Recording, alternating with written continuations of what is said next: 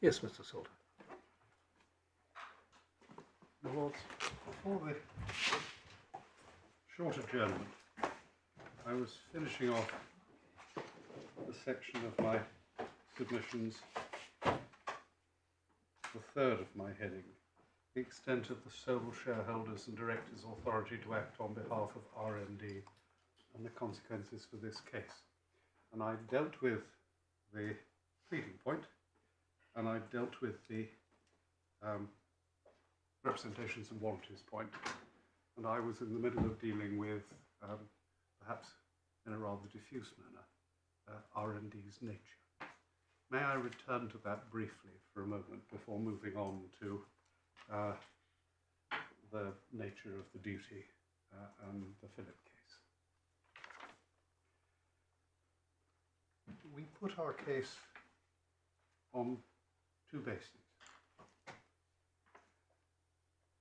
The first is that where a company is for practical purposes a sham like this, then the question of attribution of knowledge of the sham does not necessarily bear the same answer as it bears when one is considering the case of an action by the company against its directors. As I said before the short adjournment,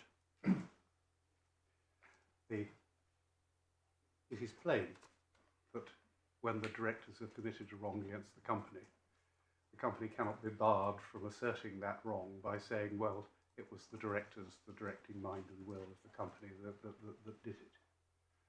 And that much appears from a number of cases, of which Bilter, I suspect, is the simplest, in which the Supreme Court laid to rest Stone and Rose.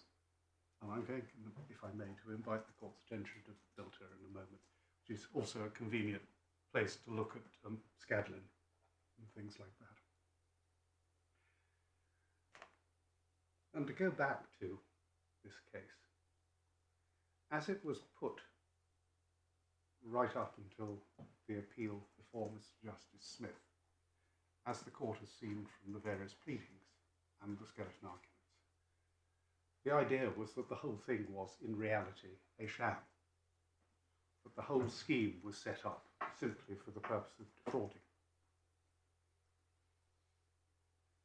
There wasn't a real business. Scadlin actually is different.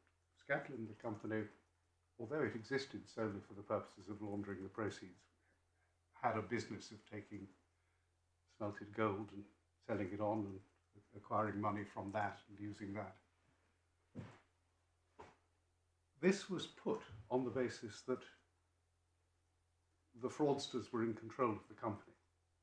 It was also put on the basis that, at first instance, that the only person who could have given authority, very specifically, the only person who could have given authority was Mr. Stanfield. That was particularly put in the context of the claim under the Payment Services Regulation. As the Court will recollect, there were two claims. There was a claim under the Payment Services Regulation, which was said resulted in money coming back personally. And then there was the Quinscare claim. And it was very specifically said in the context of the Payment Services Regulation that Mr. Stanfield did not consent.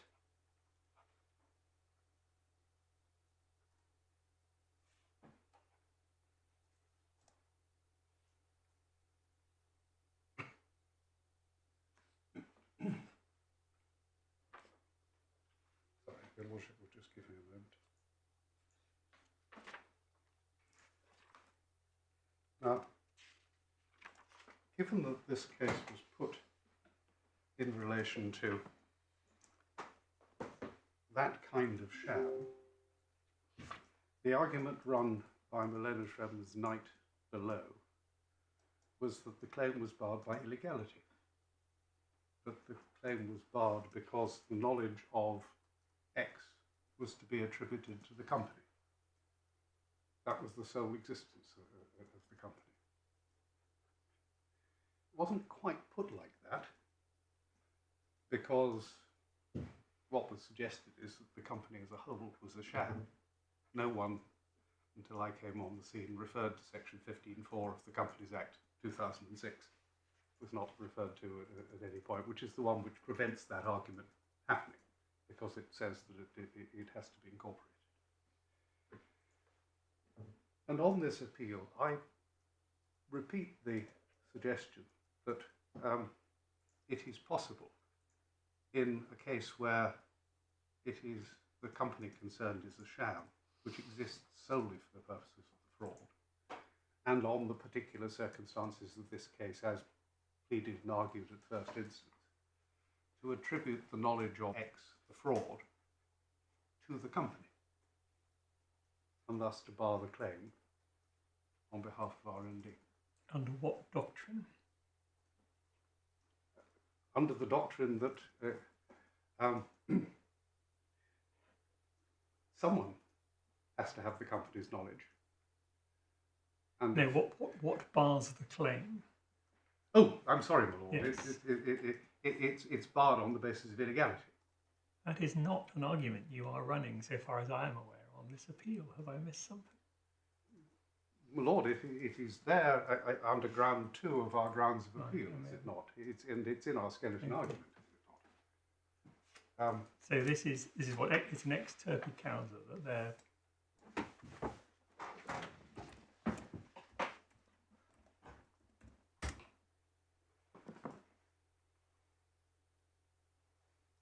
The second point,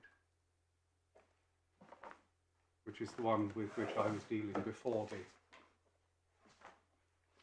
short adjournment, is the ostensible authority point, and the question of how a company set up in that way would have appeared at the particular time and in the particular circumstances to Moorwand. Now, there is a third way one might be able to raise it. So it's the one I was asking you about before lunch, but it might be said where a company is incorporated, exists solely for the purposes of the fraud.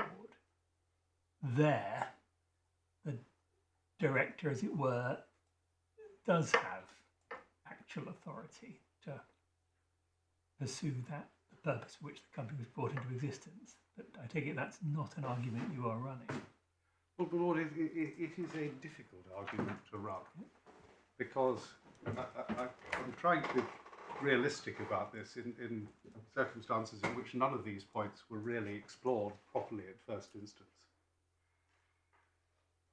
It's difficult to run because one has always to bear in mind that while this is a claim by Mr. and Mrs. Hamblin, derivatively on behalf of the company, what I submit has to make sense were this to be a claim being brought by a liquidator on behalf of a general body of creditors.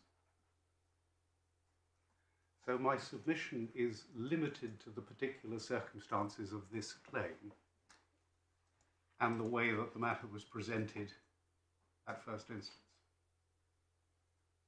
Do you accept, you must give the same answer to the question whether the company has a claim, whether it's brought as it is here by beneficiaries suing under a derivative claim on behalf of their trustee, or whether it's brought by a liquidator suing on behalf of the company in liquidation.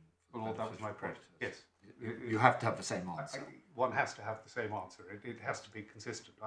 I'm trying to But the nature of X's authority can't vary depending on who subsequently sues you. No. Thank you.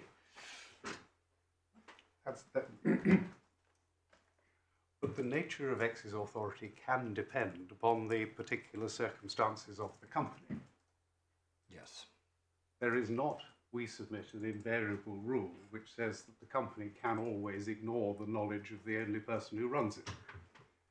Where there is a claim against an innocent third party, And Moorwand, for these purposes, is, we say, a victim of the fraud and an innocent third party.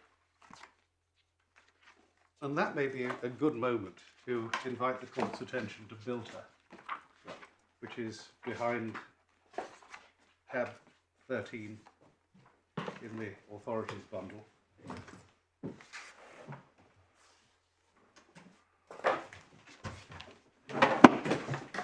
And the court may recollect that this is another sole directors and shareholders claim.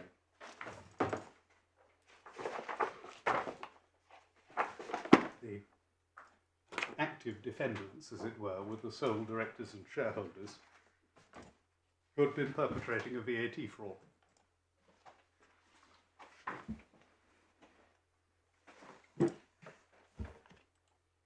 And the argument against them,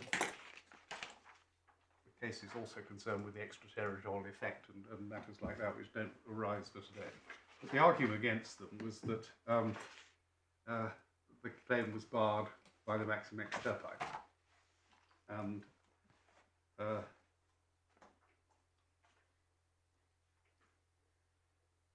that defence did not succeed at first instance, it did not succeed in the Court of Appeal, and it did not succeed in the Supreme Court.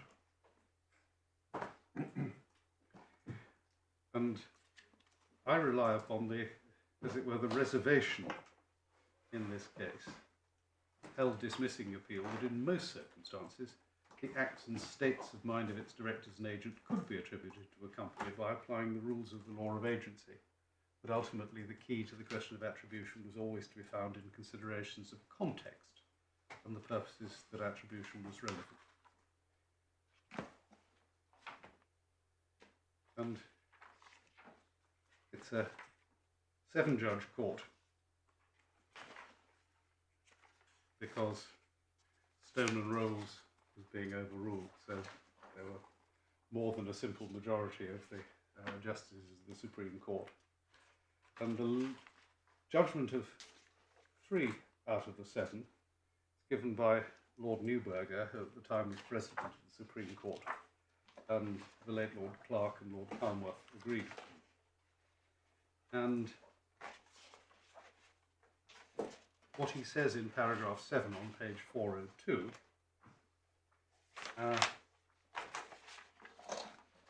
it is an attempt to synthesize, as it were, what is said by the other justices, Lord Sumption, who characteristically ploughed over his own furrow in giving a judgment, and Lords Toulson and Hodge, who also gave a judgment. And the passage starting between letters F and G, where a company has been the victim of wrongdoing by its directors. And can I invite your lordships just to read the rest of that paragraph?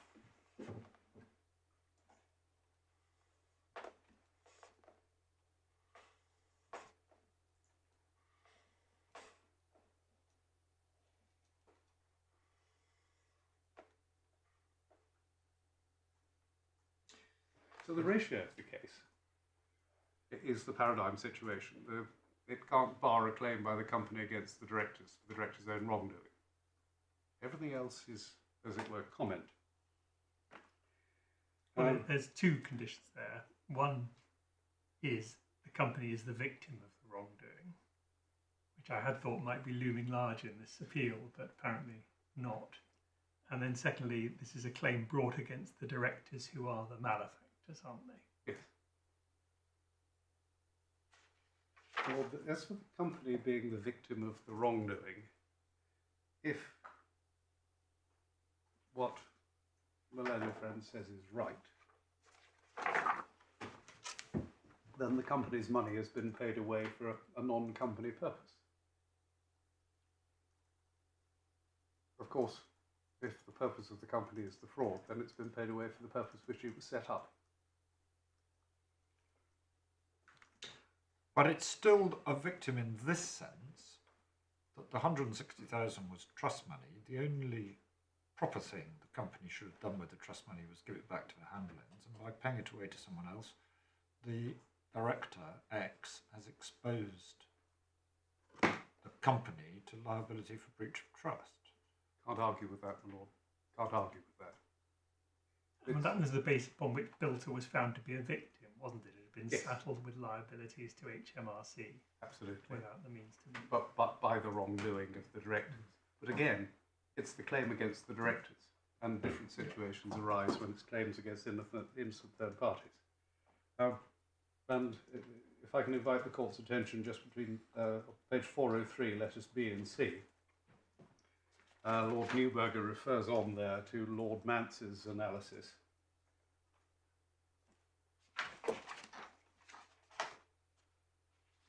But the question is simply an open one, whether or not it is appropriate to attribute an action by or state of mind of a company director to the company in relation to a particular claim against the company or the principal must depend upon the nature and factual context of the claim in question.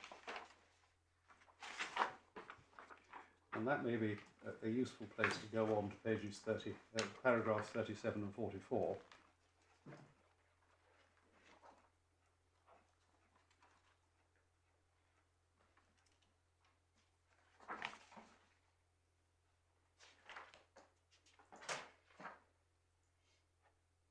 And paragraph 37, Lord Mance, with whom Lord Neuberger appears to agree, said it's the wrong way to look at it to have a prima facie rule of attribution which is negatived under a breach of duty exception.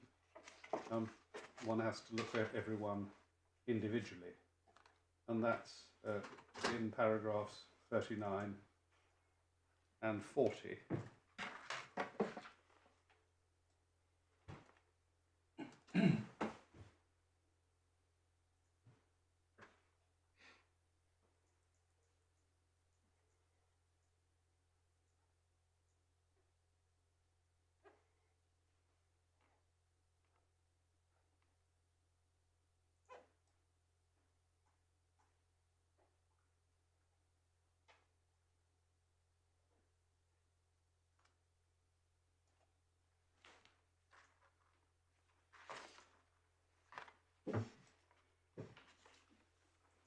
And then in 41, the reference to Lord Hoffman and Meridian Global. And the key to any question of attribution is ultimately always to be found in considerations of context and purpose. And what they're effectively saying there is that the Hampshire land exception doesn't exist, as it were, as an exception. In every case, one has to look at the context and purpose to decide whether there should be an attribution or not. And it's not limited to questions of fraud, cases of fraud, but it's not. One is looking at context and purpose. I'm just carrying on so that I've fairly summarised the Bilter case.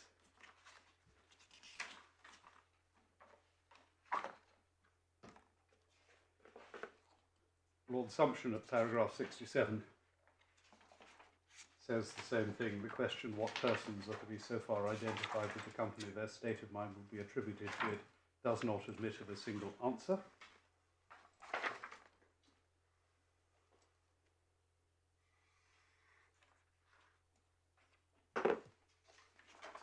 He then goes through the cases and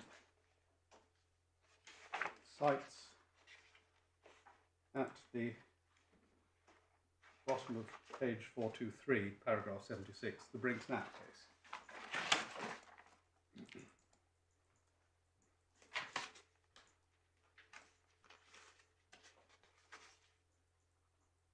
I will, if necessary, come back to this, but my submission is... We regard this as an important case, and we would welcome Brinks-Knapp submissions on it. Well, then I will do so. But what I was about to point out, which comes from this quotation, as it were, is the point that the gold which was stolen was delivered to Scadlin to be melted down, recast and sold. Scadlin therefore had a business. It was melting gold and selling it. The acquisition of the gold was the acquisition of criminal property. And the overall purpose was no doubt to line the pockets of the many fraudsters involved in Brinks-Knapp. But it wasn't a company that, like this, is something in the air, as it were. Is at one side someone going and telling lies to people like Mr. and Mrs. Hamblin. And then nothing, no business, no website, no nothing. Appellant was a real company, albeit a vehicle for a fraud.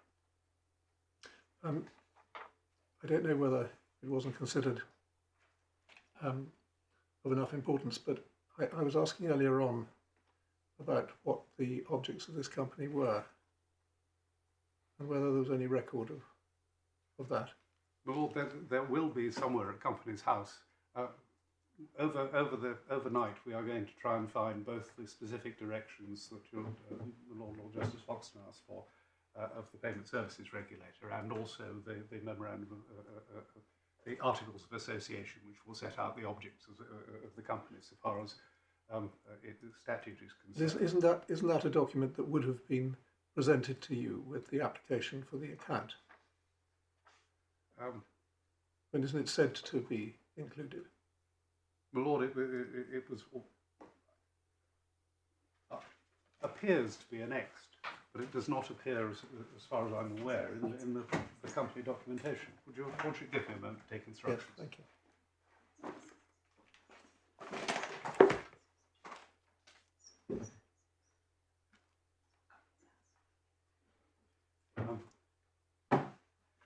My Lord, I'm told that we will get the articles, so your Lordship has them, and we will provide them, as I say, overnight, along with the other documents. I'm not asking to have something provided that was never part of the record at any point. I'm only asking to know whether the document that was provided to yourselves did give some account of what this company was for, because at the moment it seems to be common ground that it was in fact there just as a vehicle for fraud, but it seemed to me to be part of the narrative that one would like to know what it was that you were told it was there for.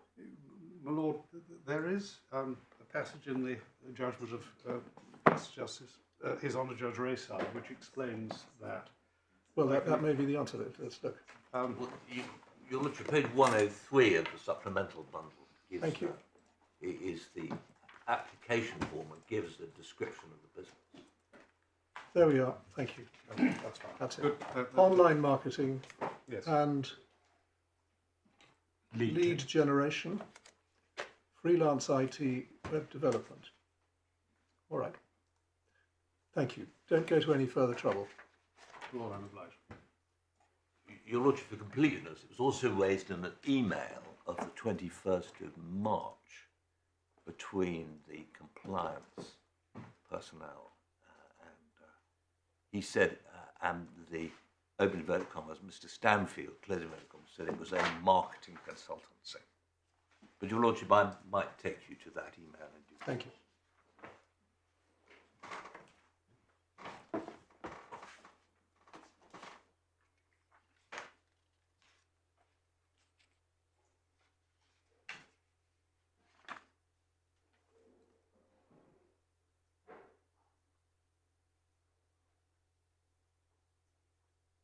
Yes, I'm sorry, you were dealing with Bilter. Yes, I'm sorry, my Lord. Yes.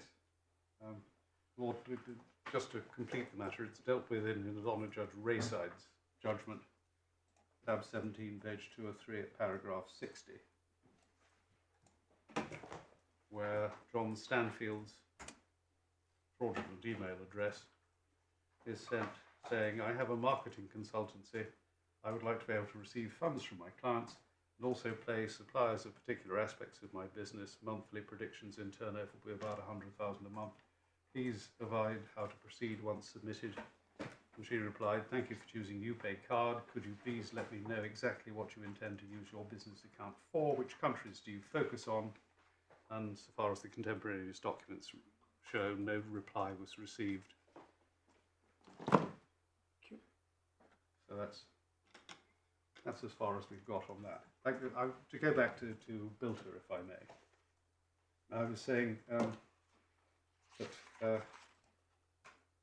Lord Sumption dealt with the Brinks-Matt case.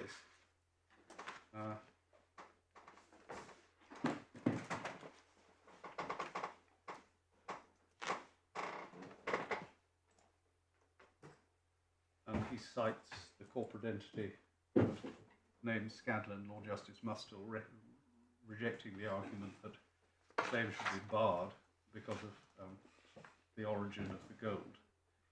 The corporate entity named Scadlin was, however odd the notion may seem at first sight, the victim of wrongful arrangements to deprive it improperly of a large part of its assets.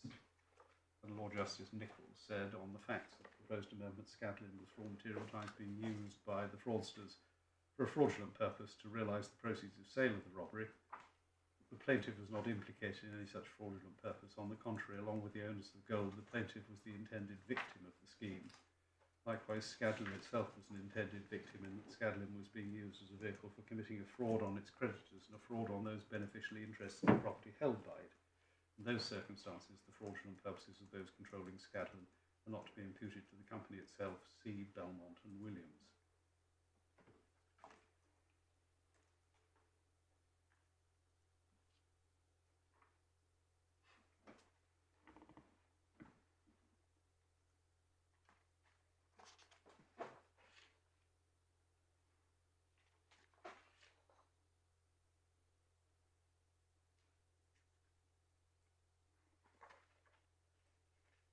And then, having gone through those cases and distinguished Stone and Rolls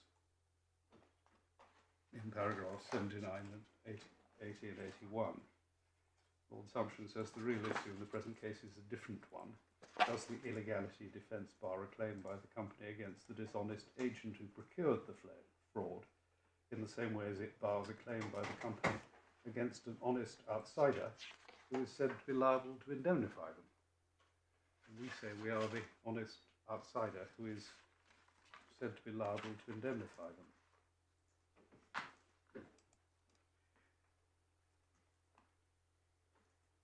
And over at page 91, sorry, page 432 of paragraph 91,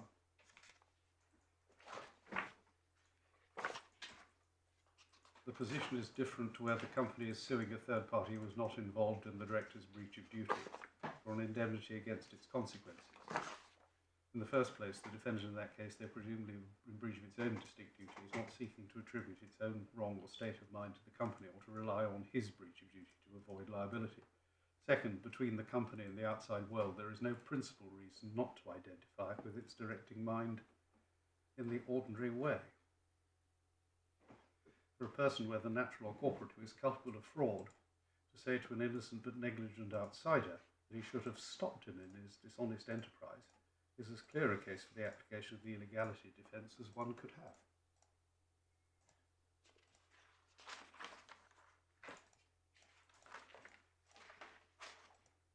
Sorry, my lords, this is a long set of judgments.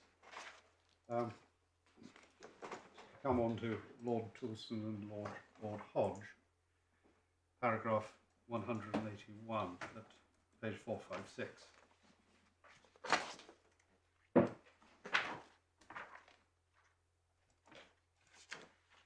And again, they there reject the idea of the Hampshire Lamb exception, or the fraud exception. And in most circumstances, the acts and state of mind of its directors and agents can be attributed to a company by applying the rules of law of agency.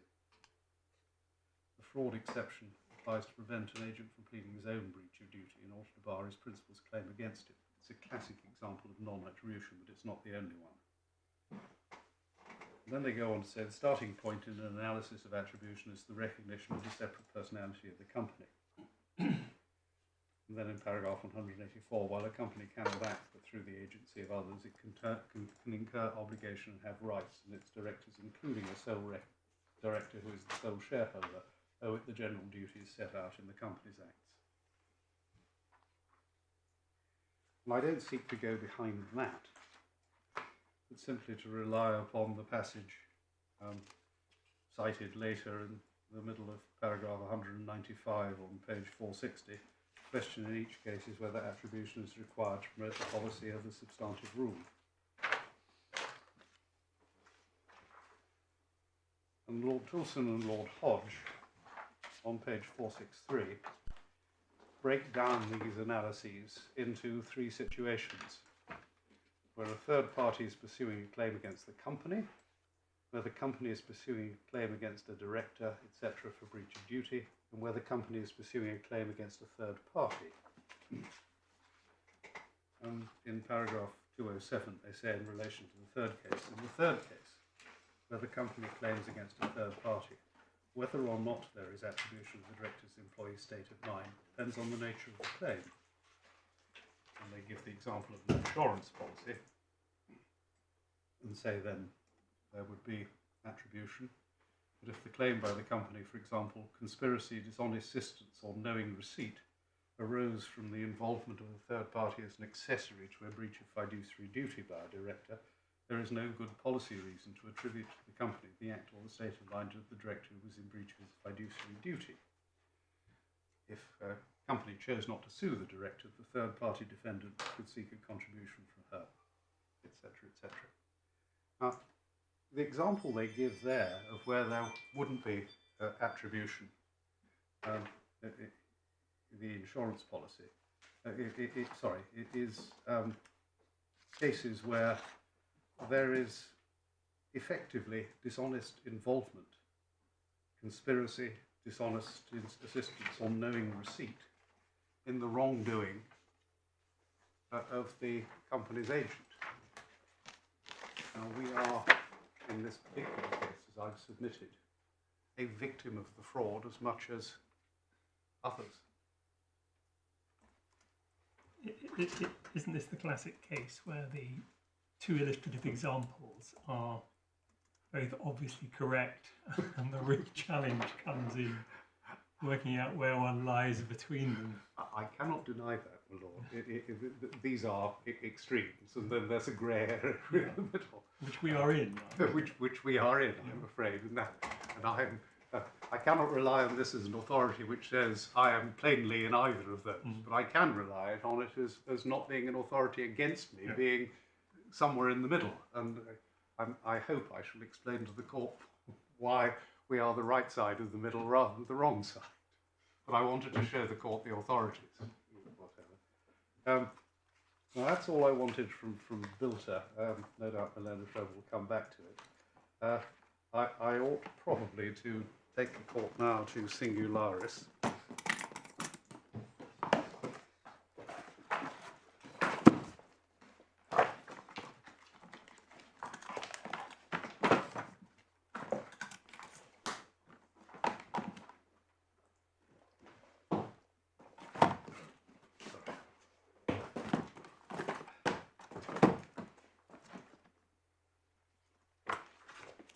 And that's behind tab 22.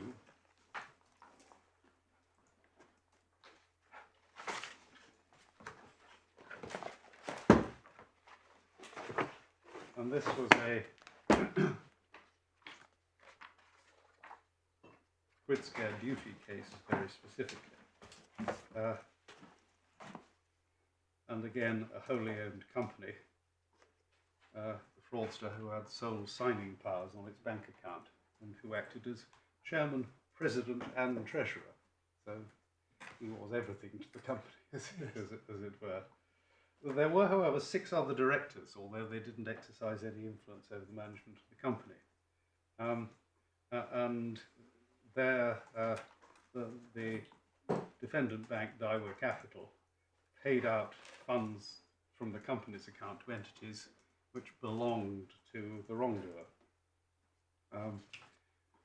And Daiwa tried to argue that since the company was in effect a one-man company, in that Mr. Al-Sanea was its controlling mind and will, the company was complicit in the fraudulent activity and couldn't bring a claim, and the company's loss had been caused by its own fault, etc., etc. There would be a countervailing claim. The judge dismissed it, Court of Appeal upheld it, and the Supreme Court upheld it.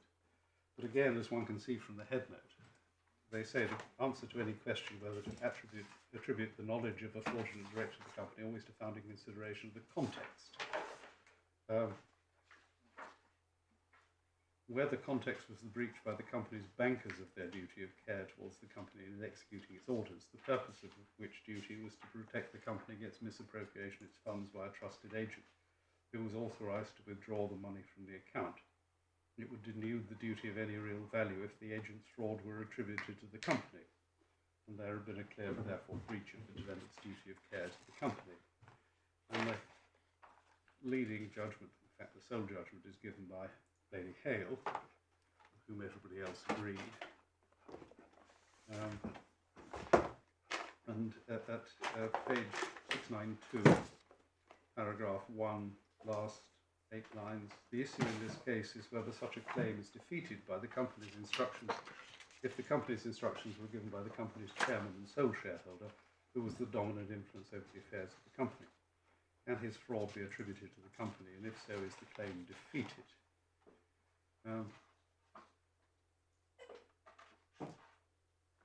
Now this is a case in which we can clearly see that there are two strong factual distinctions. First of all, Singularis Holdings had a business which it carried on, which was quite separate from the fraud which was perpetrated on it, and that there were others who were involved in the company.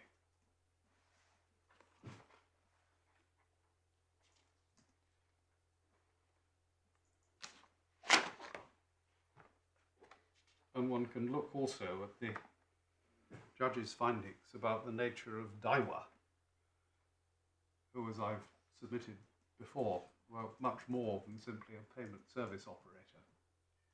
The starting point must be the judge's findings, none of which were under appeal. There was no good reason to make the payments to Sard Air, and it was a breach of fiduciary duty of Mr. Alcinea to direct them to make them, etc., etc. As sole shareholder, he was not entitled to ratify the misappropriation of company funds because he must have known that the company was on the verge of insolvency. That's another distinction.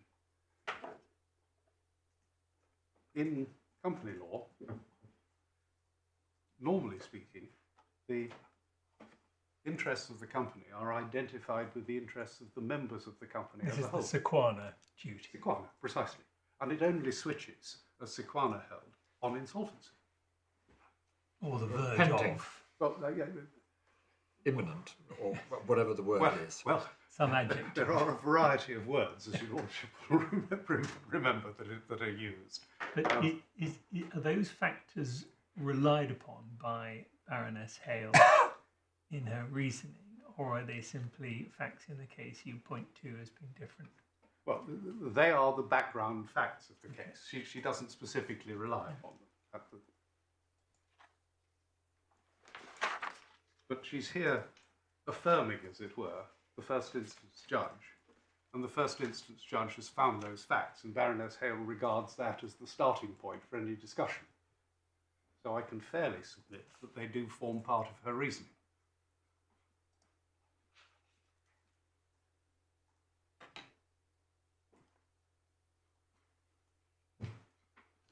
Because if we go on, paragraph 12, on the basis of those findings, and that's the findings above, the judge held that there was a clear breach of the Quince-Care duty. That was incontrovertible. The issue for this court is whether Daiwa had a defence, and the issue of attribution has to be seen in the context of the possible defences to which it gave rise. And then you mention the three defences which I mentioned at the head note.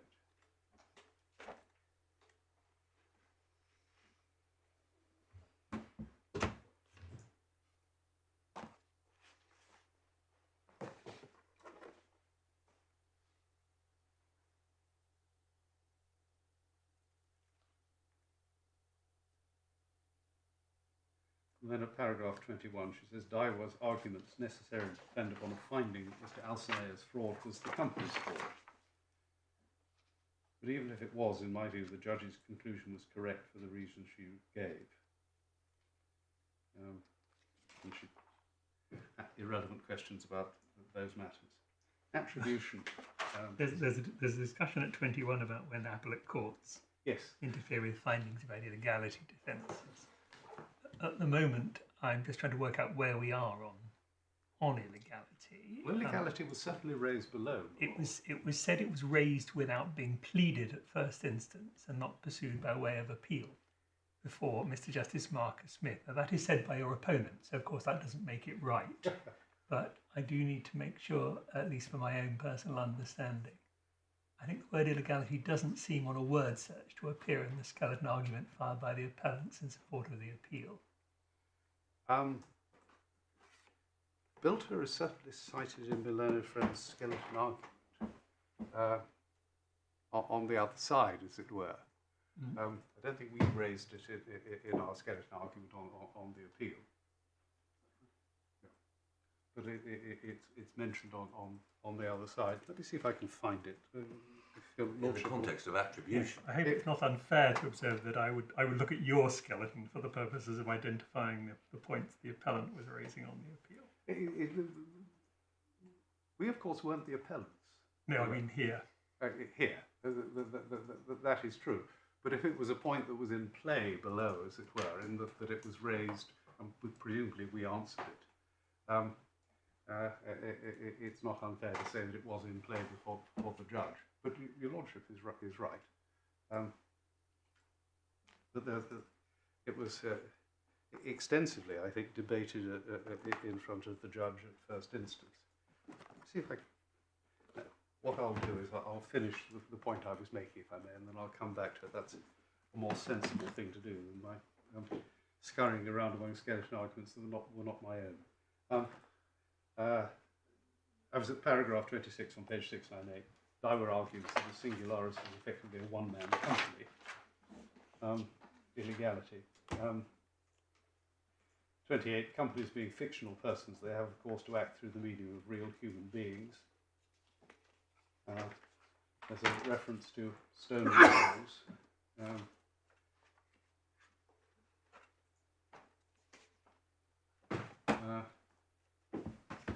then Bilter. The court explained that this is paragraph 30, page 699. The court explained that the key to any question of attribution was always found in considerations of the context and purpose to which the attribution was relevant. Where the purpose was to apportion responsibility from the company and its agents so as to determine their rights and liabilities to one another, the answer might not be the same as where the purpose was to apportion responsibility of the company and a third party.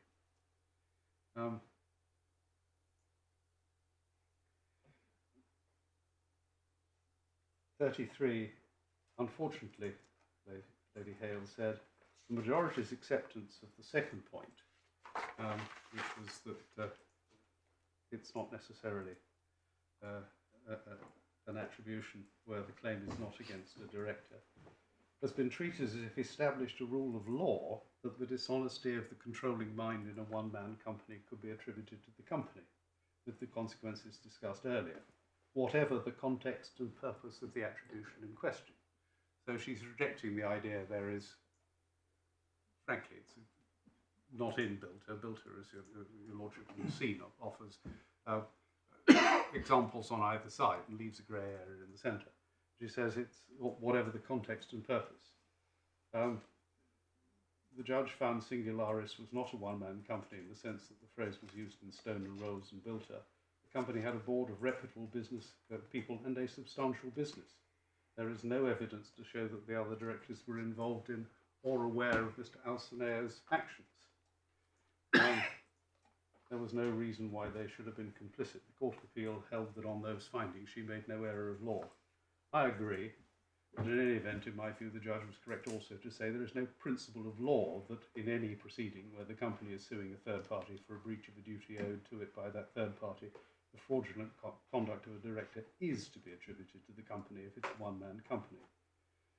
What emerged from Bilter, which is what I've been submitting, is that the answer to any question whether to attribute the knowledge of the fraudulent director of the company is always to be found in consideration of the context and the purpose. In the context of this case, she goes on to say, is the breach by the company's investment bank and broker of its quince-care duty of care. The purpose of that duty is to protect the company against just the sort of misappropriation of its funds as took here, By definition, this is done by a trusted agent who is authorised to withdraw its money from the account. To attribute the fraud of that person to the company would, as the judge put it, be to denude the duty of any value in cases where it's most needed. If the appellant's arguments were to be accepted in a case such as this, there would be in reality no quince care duty of care, and its breach would cease to have consequences.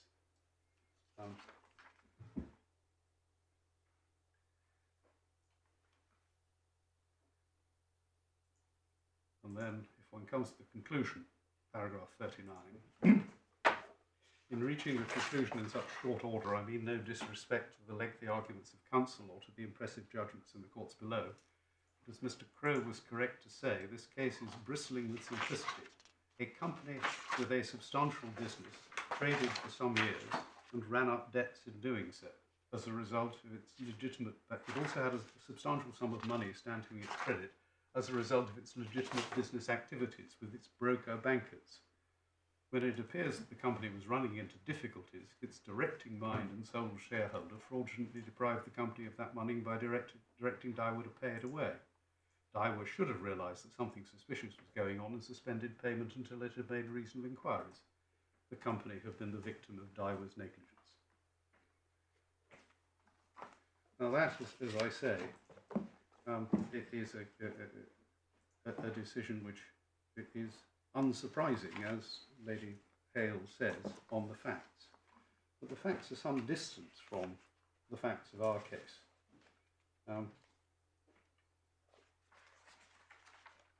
And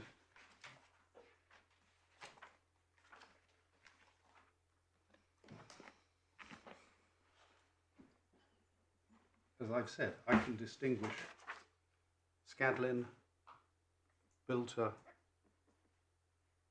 and Singularis, all on the basis that each of those, first of all, there was a company which had a business. I don't necessarily say a legitimate business, but it had a business other than the fraud. In the case of Scadlin, it was the smelting of gold and the selling of it. And the court has seen the kinds of business that were in Singularis, a substantial business, and in Bilter itself also a substantial business. In the cases we're concerned, there was insolvency. In the cases which we're concerned, there was someone, Lloyd's in the case of Scadlin, the broker-dealers in the case of Singularis and Daiwa, and Bilter, all of whom had much greater involvement in the case and in the facts of the case than we had had. This is a situation in which we are, as I've said, as much the victim of the fraud, as much as the victim of the deception that has been perpetrated upon us, as the company, and certainly as to any of the people who put their money with the company, such as Mr. and Mrs. Hamblin. And in those circumstances, we say that it is wholly artificial to say that a company which existed only for the purposes of the sham perpetrated by X can, under another guise, turn round and sue us for not having stopped them doing the very thing which they existed to do.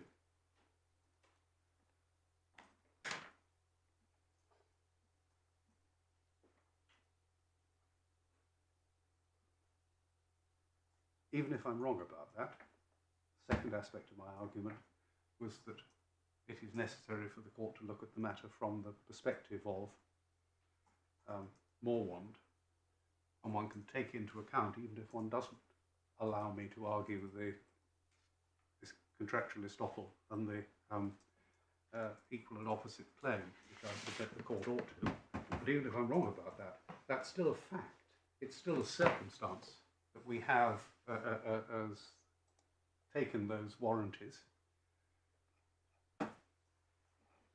And we are here faced with a company which, as far as we're concerned, exists solely in the person of X, who gives us instructions, the sole shareholder, the sole director. Why should we suspect them of misappropriating the company's funds? And this may be a good moment, particularly there being no evidence of insolvency. We say it would require something quite out of the ordinary and dramatic to cause Moorwand to suspect that X, the sole director and shareholder of RND, was attempting to misappropriate the funds of the company of which he was the sole owner. This is not a classic case of a rogue director stealing from his legitimate company, nor is it a case of a financial institution that was heavily involved in the company's affairs. And this may be a good moment to invite the court's attention to the Philip case.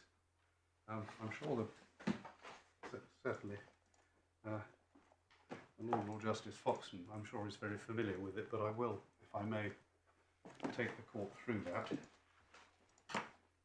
And that's at tab 26 of the authorities bundle.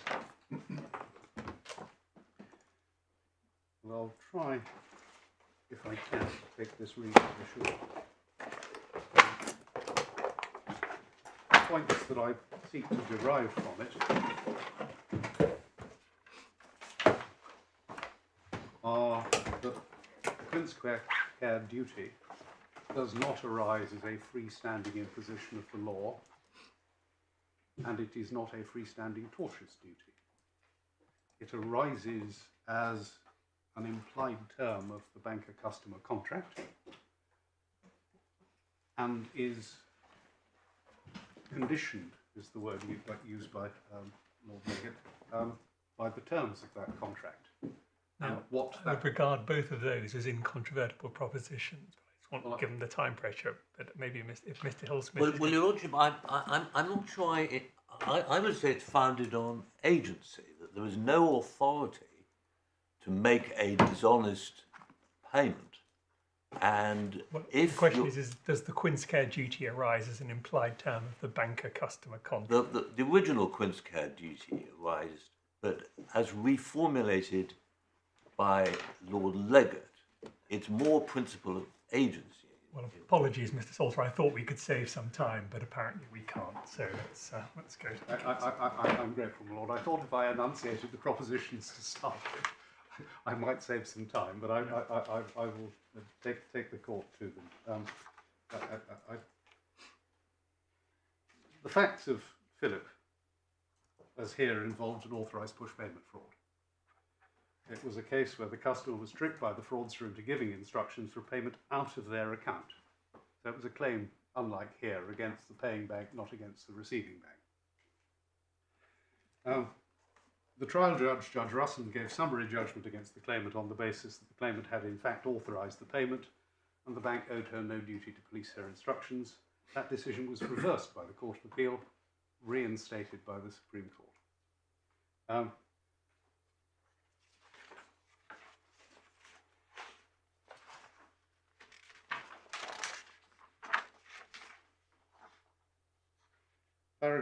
Page 801, paragraphs 5 and 6, I can summarise them. Court of Appeal extrapolated from the reason in Quince care. Type of fraud is a growing social problem, but at the top of page 802, not a question for the courts, not the role of the courts to formulate such a policy. Paragraphs 17 and 18, the payment services regulations. These regulations define when a payment transaction is to be regarded as having been authorised by the payer. So what paragraph are you at now? I'm sorry, my lord, paragraph 17 and 18. Thank you. I'm sorry if I'm going too rapidly. I'm trying just to make good my submissions. The point at which I rely there is they don't provide, the fourth line of paragraph 18, they don't provide for reimbursement of any payments which the payer has authorised. They therefore do not offer any means of redress for a customer who's victim of APP fraud. Indeed, they've been perceived as containing an obstacle to the imposition of a regulatory obligation on payment services providers to reimburse fraud. Regulation 91 provides where a payment order is executed in accordance with the unique identifier, i.e. the essential information identifying the account of the payee, the payment order is deemed to have been correctly executed.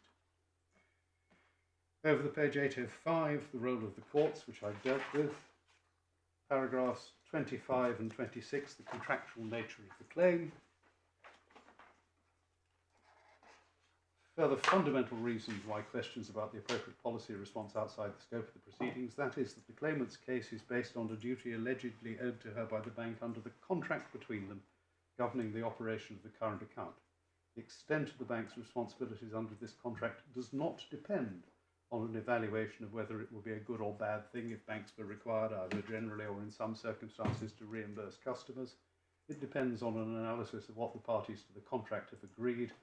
This requires the contract to consider any relevant terms expressly agreed between the banker and customer. A bank will invariably have standard terms on which it agrees to provide its services, and it will be necessary to refer to the bank's terms. Bank's basic duties are dealt with on pages 807. And then the bank duty of care is dealt with at the bottom of page 808, paragraph 34 and following. And I rely upon 35. The requirement to exercise reasonable care and skill only applies and is only capable of applying insofar as the contract gives the supplier any latitude on how the relevant services are carrying out. The bank's obligation to carry out payment instructions in accordance with its mandate from the customer leaves the bank with very little latitude in performing its obligations. He then goes on to talk about ambiguity in instructions and things like that. Then on page 813, he deals with singularis.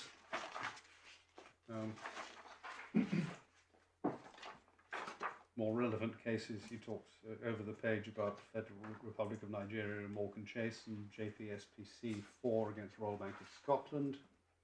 Then, a passage on which I rely, the rationale of the Quince care duty, leaving aside JPSP 4, which involved an unsuccessful attempt to extend the scope of the bank's duty to someone who was not its customer. All the cases in this line of authority have involved the same basic factual situation. In each case, a payment instruction was given to the bank by an agent who was an authorised signatory but was acting in fraud of the customer. The singularis Banners Hale regarded this as the common factor, as a defining characteristic of the duty. This is also a passage over the page at page 815, point on which I rely. The claimant argues, and the Court of Appeal accepted, that the Quince care duty, as formulated by Mr. Justice Steiner, is directly applicable in cases of APP fraud, on the footing that in such cases the order to transfer money is an attempt to misappropriate the customer's funds. And that, Lord Legate says, misunderstands what's involved. It's a persistent theme of the judgment of Lord Justice Burse that where a customer is a victim of APP fraud, the order given to the bank is an attempt to misappropriate funds. But as counsel for the bank pointed out, this argument involves a distortion of the language. A customer who is tricked by a fraudster into instructing her bank to make a payment is not attempting to misappropriate funds. She is attempting to cause the bank to transfer funds which are hers to dispose of in accordance with her own wishes. The consequence of executing the customer's instruction may be that the funds are misappropriated by a third party, but that is a different situation from the one considered in Quince care and other cases in that line of authority, where a person giving an instruction purportedly on the customer's behalf is thereby attempting to misappropriate funds from the customer. The claimant's case in the Court of Appeal judgment belied that distinction. And we pause there to say that what has to be shown is that we were on notice that there was potentially an attempt to misappropriate the company's funds. And then over the page, first flaw is to regard the bank's duty of care as potentially conflicting with its duty, and he says there is no duty. The law cannot coherently treat compliance with an authorised instruction as a breach of duty. It's also wrong to suppose, he says in paragraph 65, to suppose that in the absence of some expressly or impliedly agreed exception to that primary duty, there can be any contractual justification for not executing such a payment order which would afford a defence to a claim by the customer for breach of management. So there, again, expressly or implied agreed exception. And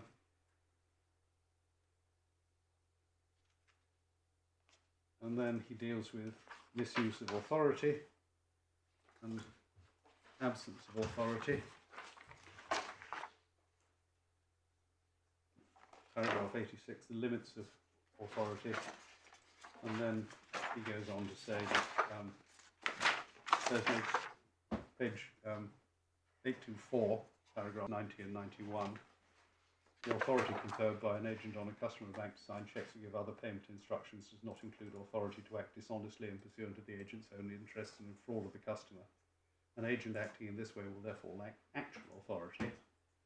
The agent will still in general have apparent authority to do so by virtue of the customer's representation to the bank that the agent is authorised to give payment instructions on its behalf, but not if there are circumstances suggestive of dishonesty apparent to the bank, which would cause a reasonable banker before executing an instruction to make inquiries to verify the agent's authority. And that basically says, therefore, that it's an authority case. And finally, paragraph 97 on page 826, in summary, the duty of the bank, which is sometimes referred to as the Quince care duty, is not some special or idiosyncratic rule of law.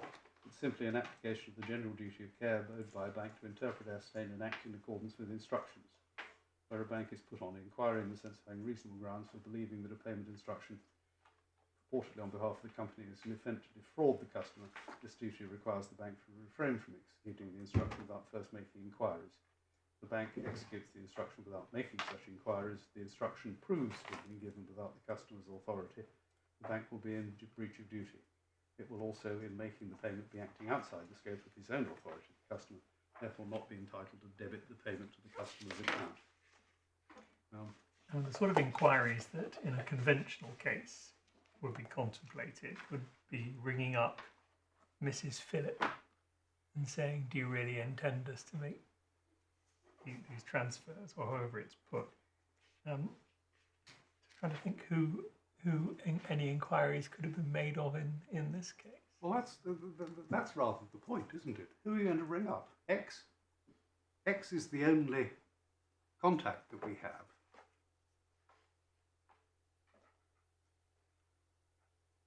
You ring up X, X gives you a brush off, as it were, yes, oh, we've decided to invest in Bitcoin because we think it's going to appreciate.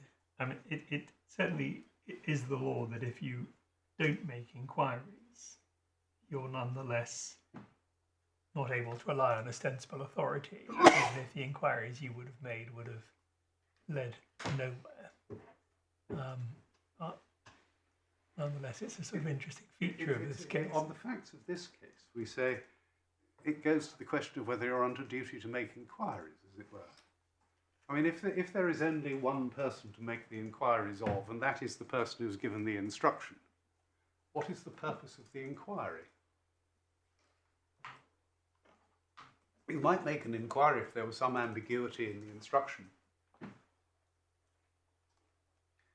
You might make an inquiry if you were uncertain as to the date or the amount or the payee or something like that.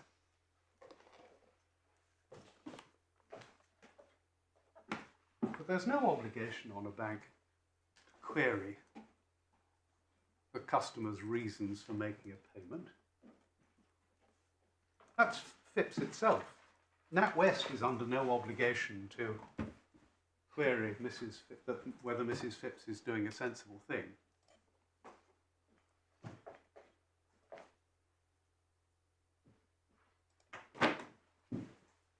Obviously, Philip is not an agency case, is it? Well, at least the agent. That wasn't an agency case, but it demonstrates the unreality of what the law requires one to do, which is to pose, or on the learned friends case, which is to pose some separate entity from X.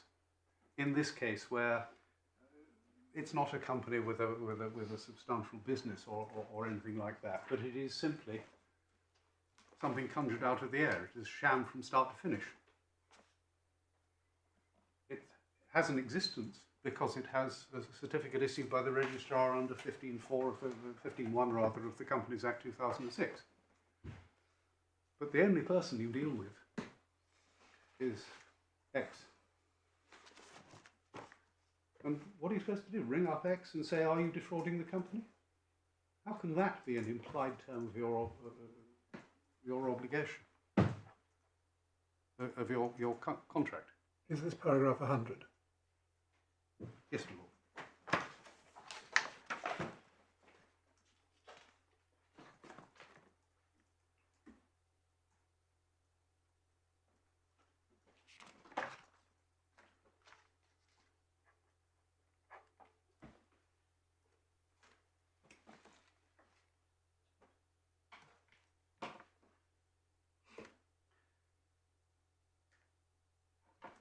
Lord, having regard to the time, I'm going to move on, if I may, quickly from that. But your lordship has the outline, at least, of our submissions in relation to that. Can I move on to the natural successor of that, which is heading 4 of my submission, the nature and extent of the quince care duty owed? And our grounds of appeal break down into 6.1 to 6.4. I've already dealt with ground 6.1, which is that Mr. Justice Marcus Smith was wrong to hold it was the real Mr. Stanfield rather than X who was authorised to give instructions on behalf of RMD. Repeated in the learned friends skeleton arguments on the first appeal.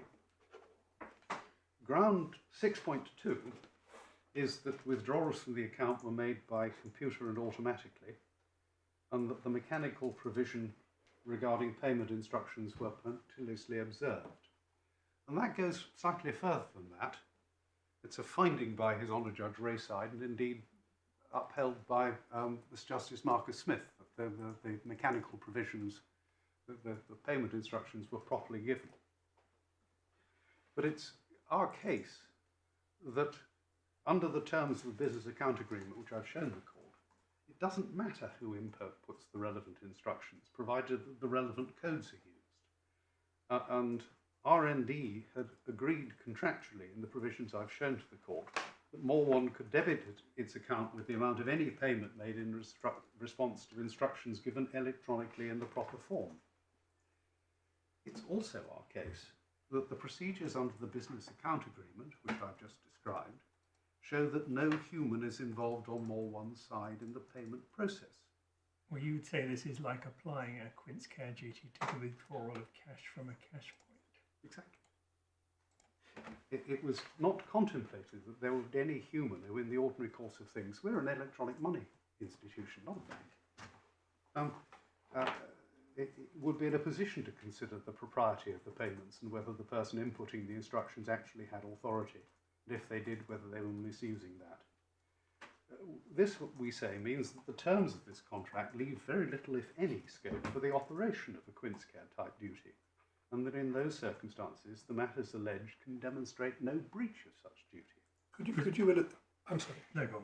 Could you just illustrate the difference between what was taking place here as described by you as mechanical, or described by the judges as mechanical, and a situation in which a customer of a bank using electronic banking makes a payment out of the customer's account? What's the difference conceptually between those two situations? Truthfully, my lord, not very much. Well, I was wondering because so you fall back on the difference between the two sorts of institution, do you? And the well, my lord, there is this difference that with a bank, of course, the bank would have difficulty with a retail customer in having terms because they'd contravene the requirements of the Prudential Regulatory Authority Handbook and the Financial Conduct Authority Handbook in relation to customers' terms, which made it liable for such matters. ATM fraud, for example, Lord Justice Foxton's example. ATM fraud is covered by regulation. If you can show that you have not acted negligently, then you can disown the transaction. And the same is true of this kind of fraud. As I've said, there's a statutory scheme for APP fraud and things like that. These are all matters for regulation and the protection of consumers. And that is dealt with very extensively. When I started at the bar, the contract between banker and customer was largely implied from custom, who uses the services of the banker is bound by their normal practices. Paget on banking was full of examples back from the 19th century of cases in which these things were treated as a paradigm. Now, none of it is a paradigm. The law requires there to be express terms and requires regulation requires there to be express terms, and regulation deals with the respective liabilities of the financial institution and the customer, and very often provides for the financial institution to compensate the customer in circumstances where at common law it would have had no obligation to do so. But in Philip, they pitched up at branches to give these instructions in person. Thornbury branch initially, the Westbury-on-Trim branch, Broadmead in Bristol. So you can see that, at least on the underlying facts there was human-to-human interaction. Yes, and one of the things in Philip, as the court will see, is that there, sorry, I didn't take the court to these passages at the end of the judgment, which are dealing with the facts of the case, but there, the standard terms of Lloyds Bank permitted it to decline to act on an instruction for payment if it believes that it might be an APP fraud. It had the right to do it.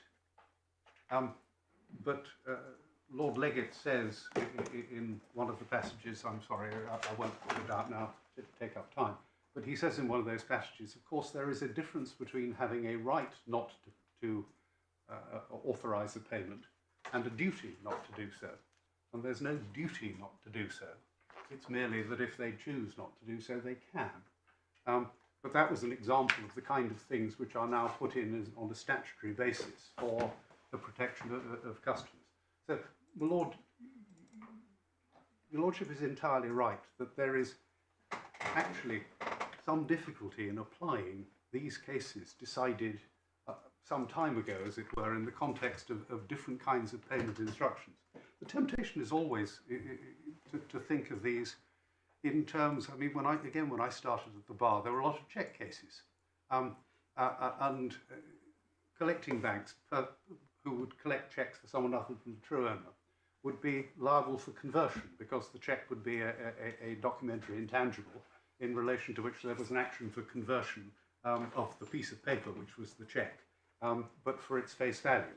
And of course, statute from the 19th century, Section 60 of the Bills Exchange Act 1882, and then Section 4 of the Cheques Act, had provided a defence to a bank who acted in good faith and without negligence. And then they added a further rider to that, but in any case where it would have been a defence to show you acted without negligence, you can bring in aid as a defence the contributory negligence of the true owner and things like that. Just coming back to this point, which I think is probably coming into focus more than it had, is there any case applying quince care duty to wholly automated transactions? Not that I'm aware of, my lord. And the question, I spent some time looking up the Section 60 cases and the Section 4 cases to see if there was anything which said in terms, because it would be very helpful to me if they can, showing that you acted without negligence these days is not the same as the days when you used to examine cheques. These days, cheques come in scanned form, whatever, and the whole thing is automated. But of course, there are no cheque cases these days because the liability for wrongful payment, etc. checks is all dealt with statutorily, and there are compensation schemes and all the rest of it. And perhaps Nobody writes checks anyway. As you said, my lord, nobody writes I'm still hanging in there. Just well, I mean, does it come in at the level of the systems then, rather than individual acts of giving effect to instructions? I don't know. well, can I just show the court what happened in this case? Because we've got in the bundle, because we actually put it in response to requests for further information. The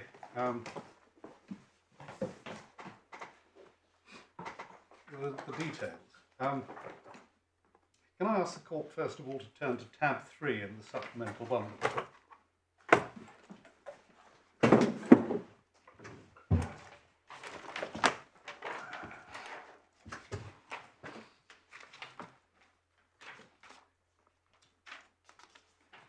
Now we were asked on page 22 of Moorwand was entitled and obliged to execute any instructions which were objectively authorised by R&D in the form and procedure agreed,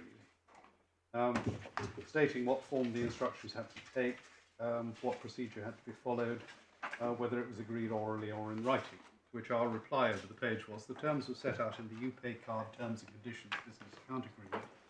Procedure to be followed was laid down by clause B of the terms and conditions, which I've shown the court, was diagrammatically illustrated in a PDF that was provided to customers, a copy of which is annexed here too. In summary, and as modified from time to time, the formal procedure required the client to log into their account using their username, email, password and generated key code and open the relevant e-wallet. The client was then required to complete a transfer payment request questionnaire from inside its account profile with the mandatory details of the intended beneficiary. And if I can invite the court's attention to the PDF, which starts at page 29, that's receiving wires from non-UPay card users. And then we see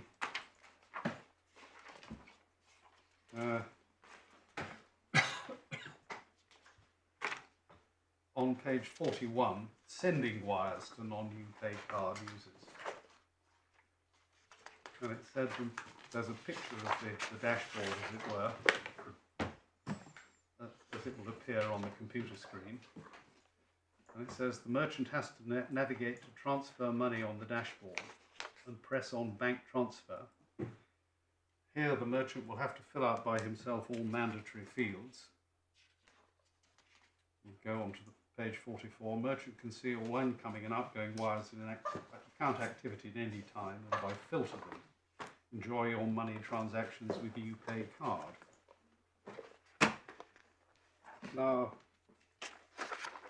behind the next tab is a further request, and that lists all the emails that were sent.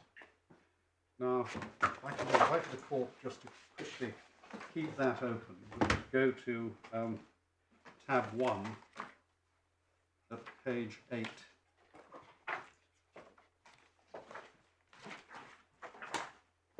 What said against us in the reply, paragraph 23, was this.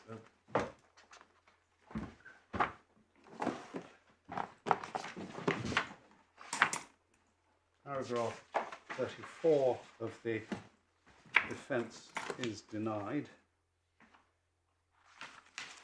and 34.3 is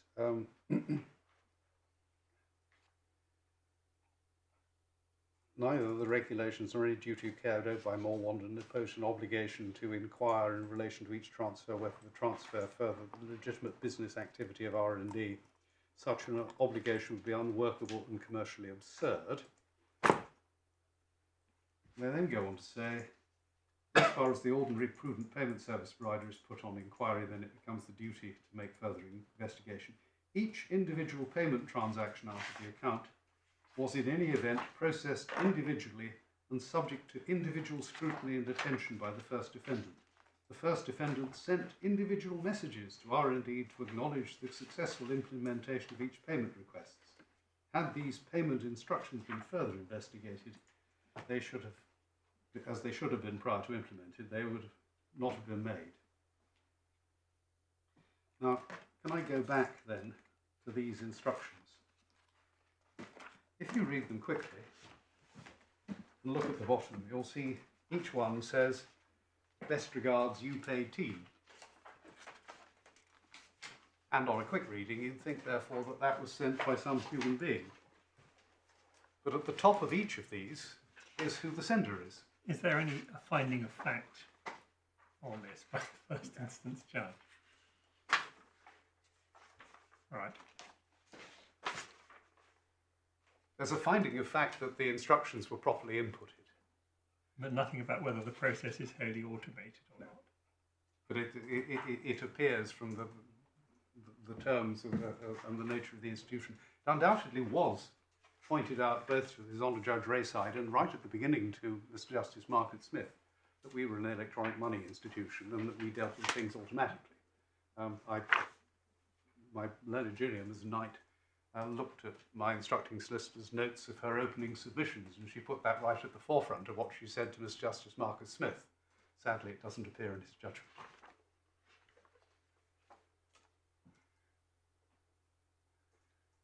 You've several times made the point that you're not a bank, but a payment services provider. But these submissions, the automated transactions, there's no scope for inquiries because there's no human intervention.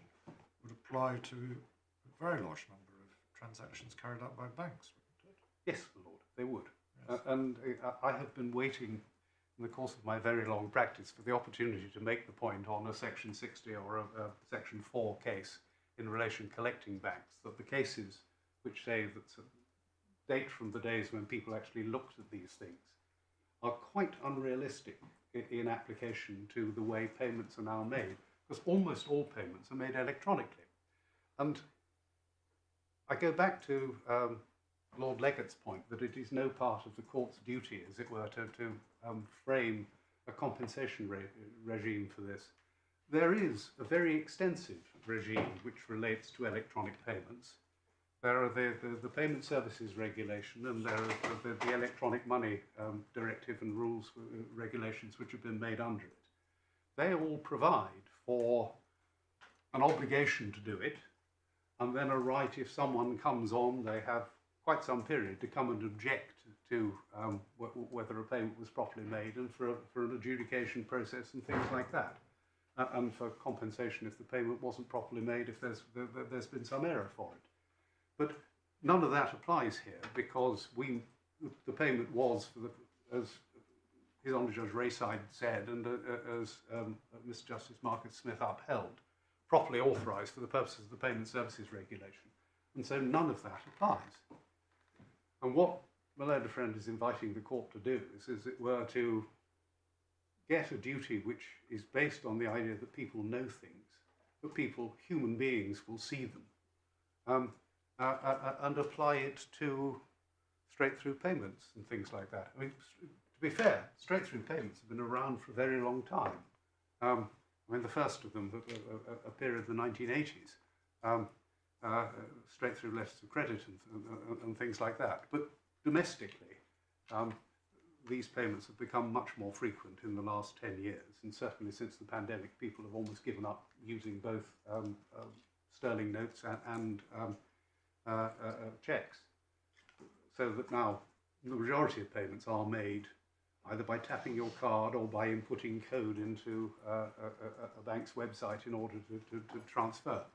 But the liabilities in relation to that are all dealt with very extensively by regulation in relation to the protection of individuals.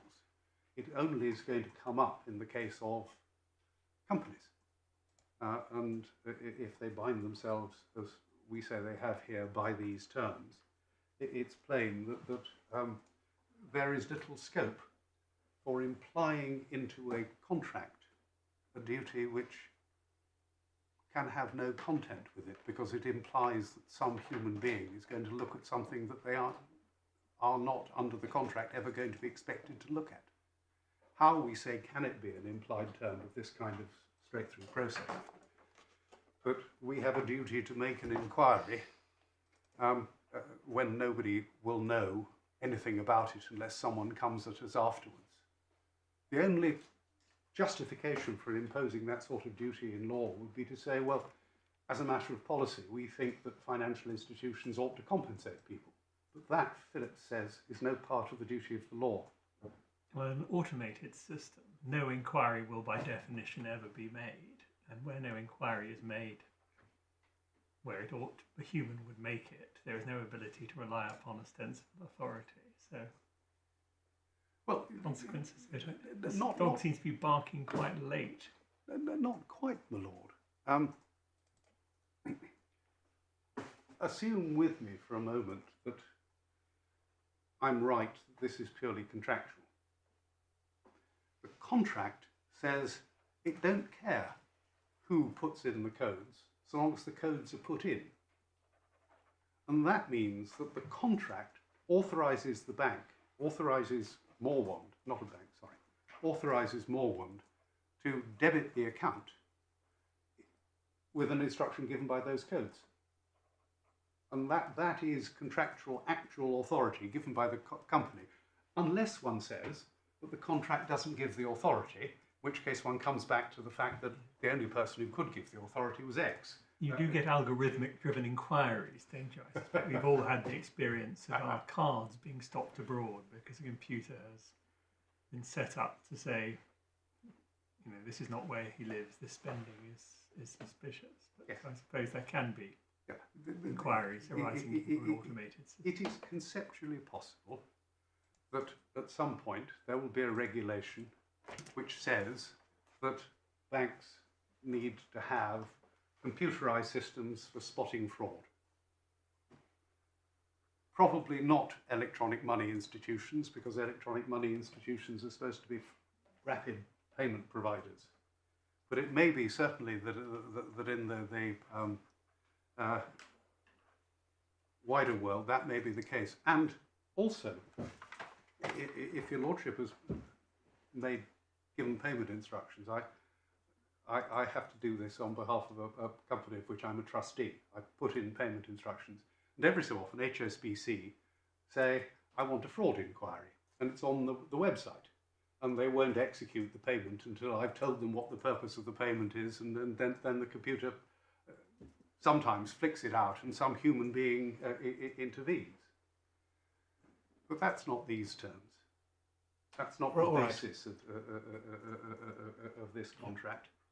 Mr. Salter, I know you have an eye on the time. Where are we got to? I've almost finished that bit. A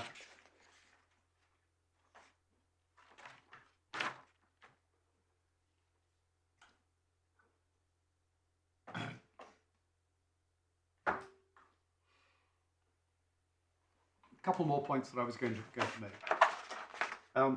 As I said, his Honour Judge Rayside, in accordance with the findings of the single joint expert, held that the electronic instructions were all given. And there is, we say, just no scope. As to the point about Bitcoin, is it really the case that anyone who buys Bitcoin is automatically suspicious? It can't be.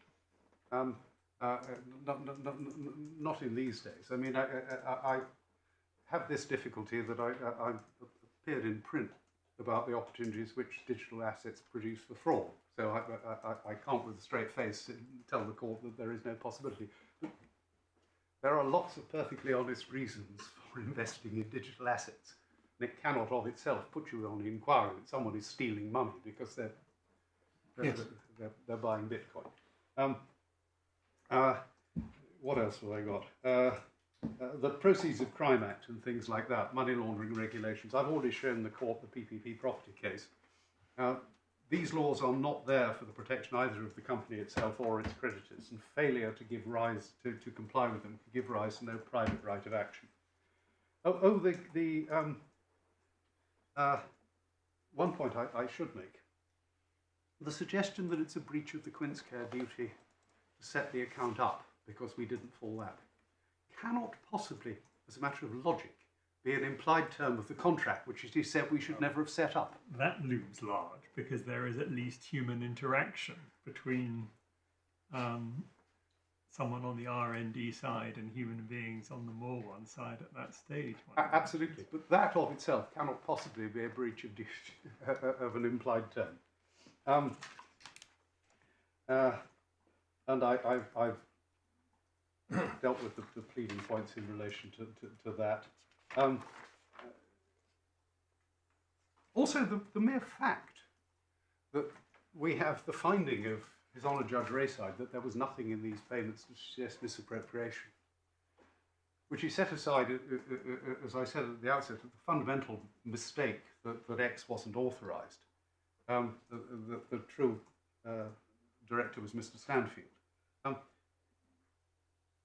This is a finding of fact, or at its lowest, an evaluative finding. Our skeleton cites cases such as Sprint, Room and Besant, but I won't at 25 to 4 weary the court with going to them, because I'm sure I'm very familiar with those principles, but I don't resile from them, as it were. I ask the court to bear that in mind. Finally, interest, and it's a very short point. Mr. Justice Marcus Smith gave an award of interest at 2% above base, so at a commercial rate, from the date of each of the payments out of the account which was challenged. And we say that's wrong in principle. If the payments hadn't been made, the money would have stayed in the account. If the money had stayed in the account, it was not an interest-bearing account. It couldn't be. You told us it couldn't be, yes. It couldn't be, exactly. So they would have stayed there earning no interest. And they don't become payable until you ask for your money back. That, again, is trite banking law. Otherwise, everyone's claim would end up being statute barred, whatever. It's been the law for more than 100 years. Joachimson? Joachimson, Swiss Bank, yeah. Yes, absolutely. And we cite the relevant passage in the county edition of Paget's Law of Banking. And so it is wrong in principle to say that we should be paying interest for not giving the company back its money in circumstances where, had the wrong occurred, the money would have stayed in a non-interest-bearing account and only become repayable at the point at which a demand was made or the account was in some other way closed. As for the point that there was a letter of demand, which is made at some point in Melinda Friend's Respondents' notice. The letter of demand is, of course, on behalf of Mr. and Mrs. Moorwand, not on behalf of RND. There must have been a claim by R&D at the very latest at which the claim form was issued. Was that not preceded by any correspondence? There was a letter before action. So that would be when time started running? If there were, yes. There's no reason why interest shouldn't be awarded from that date. No. But not that date is in 2022. As opposed to 2017. So it makes sense. Precisely. Yes. Lord, that's a short point. If your Lordship will give me a moment, sorry.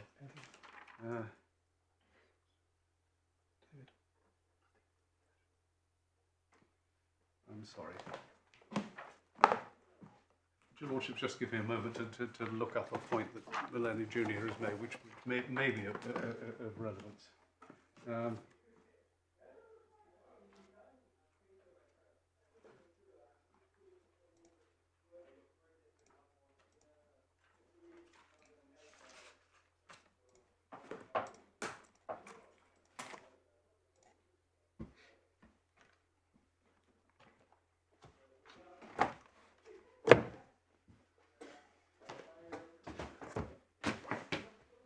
Yes, illegality.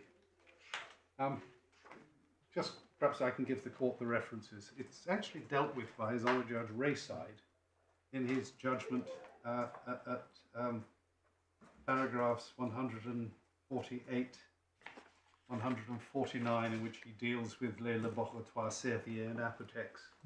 And is it right no appeal was brought against those findings to Mr. Justice Marcus Smith? Yes. But they're findings in our favour, as it were. Sorry, just I was looking at this earlier. I wasn't quite sure how far that took you. Wasn't quite sure how far that took you. Can I just see again what?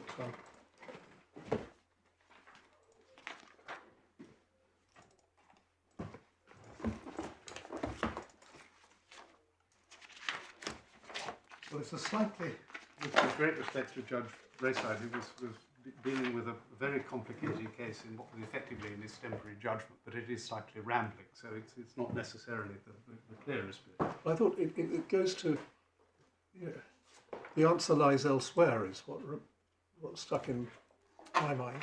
It wasn't that he was reaching conclusions about this that were favourable to you. Yes. Well, I mean, it's your defence and it's being rejected. Well, he says a party is entitled to assert illegality irrespective of the pleading case. The court could do this in its own motion.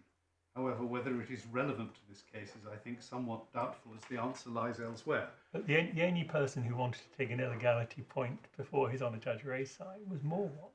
Absolutely. And they didn't land that finding and they didn't appeal it. No, but we succeeded in the result. Yeah.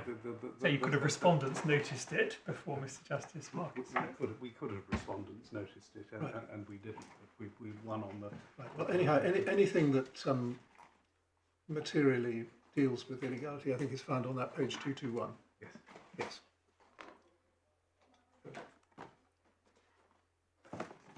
Your Lordship, give me a moment just to check this.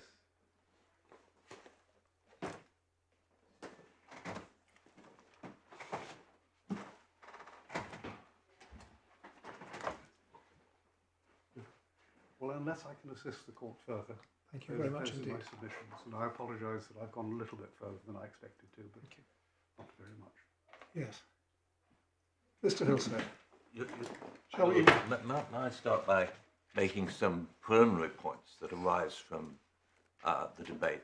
By all means. Can I suggest that we go to about 4:15? Your Lordship, yes, that's and all. I might, in fact, put these in writing overnight, but I'll mention them now because your Lordship, and some of these concern the ambit of the proceedings that have taken place. This is a county court case over £160,000, and we seem to be straying into areas, if I may respectfully say so, that were never canvassed before His Honour Judge Could I Rayside, or ask- indeed before Mr. Justice Smith. Are the costs of this unfortunate litigation recorded anywhere? Well, Your Lordship, there was a cost budget in the normal way before the county court case, and there was a cost schedule before Mr. Justice. Right. Well, I wonder if, in very high-level figures, we could just be told what this cost at first instance, which I think is 4 days, 2 days in front of the second judge, and now 2 days here, over this amount. Your Lordship, yes, and of course. Right. But could you try and agree a single page between you that has those figures on it? It's not. Acting solicitor will have. Thank you. But I don't want work to be carried out on it. These are ballpark figures, not accuracy figures. No. Thank you. But Your Lordship, in my submission, that is very relevant to the context, because here, I should say, as Your Lordship knows, Moorwand put in no evidence whatsoever, no witness statement. There was a single joint expert. They didn't put any evidence to the single joint expert setting out what their payment processes were. And they are required under the money laundering regulations to have monitoring policies. They didn't disclose any monitoring policies about how they monitored the accounts. And as Your Lordships may have seen from the report of a single joint expert, because a fake invoice was produced on money laundering, which Moorwand realised was probably fake, that made them liable to enhanced monitoring. Under the money laundering regulations, there's a duty to carry out monitoring in every case, and in this particular case, the expert said that there would have been a duty to carry out enhanced monitoring. And to listen to the submissions of my learned friend here, who said that in effect it was all automated and it was impossible to supervise the account because it was all the transactions were conducted mechanistically. How one asks rhetorically, would it be possible to carry out a monitoring policy that is the duty of payment institutions to have under the money laundering regulations? So there clearly were mechanisms that no evidence has been put in available to a payment institution to monitor the account on an ongoing basis. So the unusual position here is that unlike in other Quince-Care cases, which continue to be heard, where the payment institution puts in evidence as to the payment processes that they put in place, there is here no evidence of the payment processes, no evidence of the monitoring that was taken place, no evidence of what sort of intervention or supervision there was over the case. So this is an unusual case in that Moorwand has simply not engaged with putting in its in its money laundering policies or presented any evidence to the court, and certainly nothing on cross-examination. And to take a slightly technical point, possibly, you've just been referred to the responses to further and better particulars, but under CPR 38, where you have a trial, evidence is to be given by witness statements. The pleadings are evidence at an interlocutory interim stage. At that stage, the pleadings may be relied upon as evidence, but it's made clear under CPR 38 that at trial, evidence is to be given by witness statements and the pleadings are no longer evidence.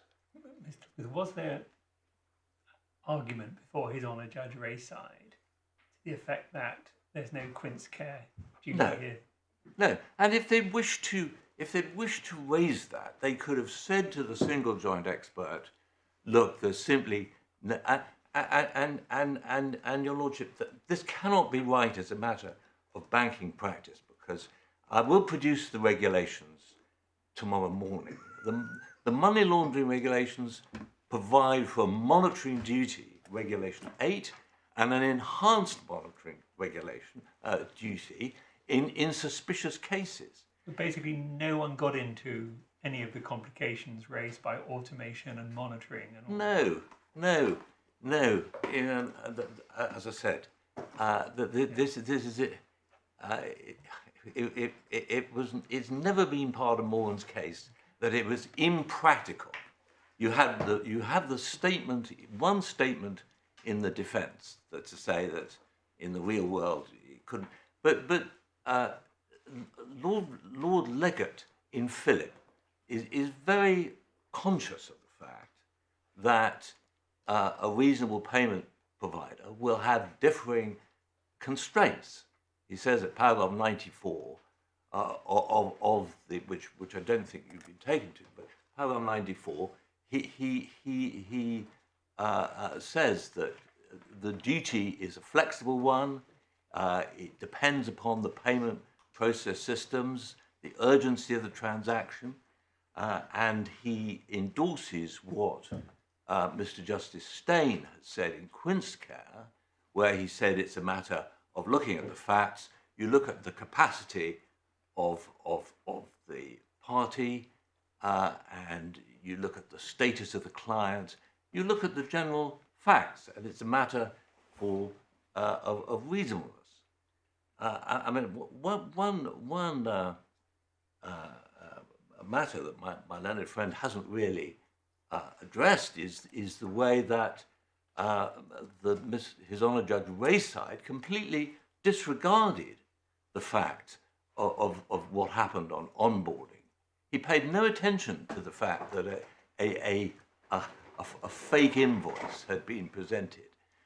He was cited in his judgment, but it's clear that he considers that because that was a regulatory stage of the process, that he should disregard it. And this was at the instigation. He was following the argument of Moorwand here, that because that was a regulatory stage, the whole of the onboarding process was irrelevant to consider whether the quince care duty was breached. And in my respectful suggestion, Mr. Justice Marcus Smith was quite right to say that just because money laundering doesn't have any civil remedy doesn't mean to say that the facts ascertained undertaking the money laundering process aren't very relevant to the factual context in which the account was run.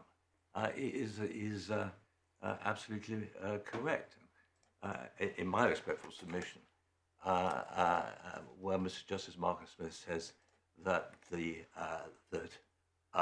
just because the facts have been ascertained through a process of money laundering doesn't mean that they are irrelevant.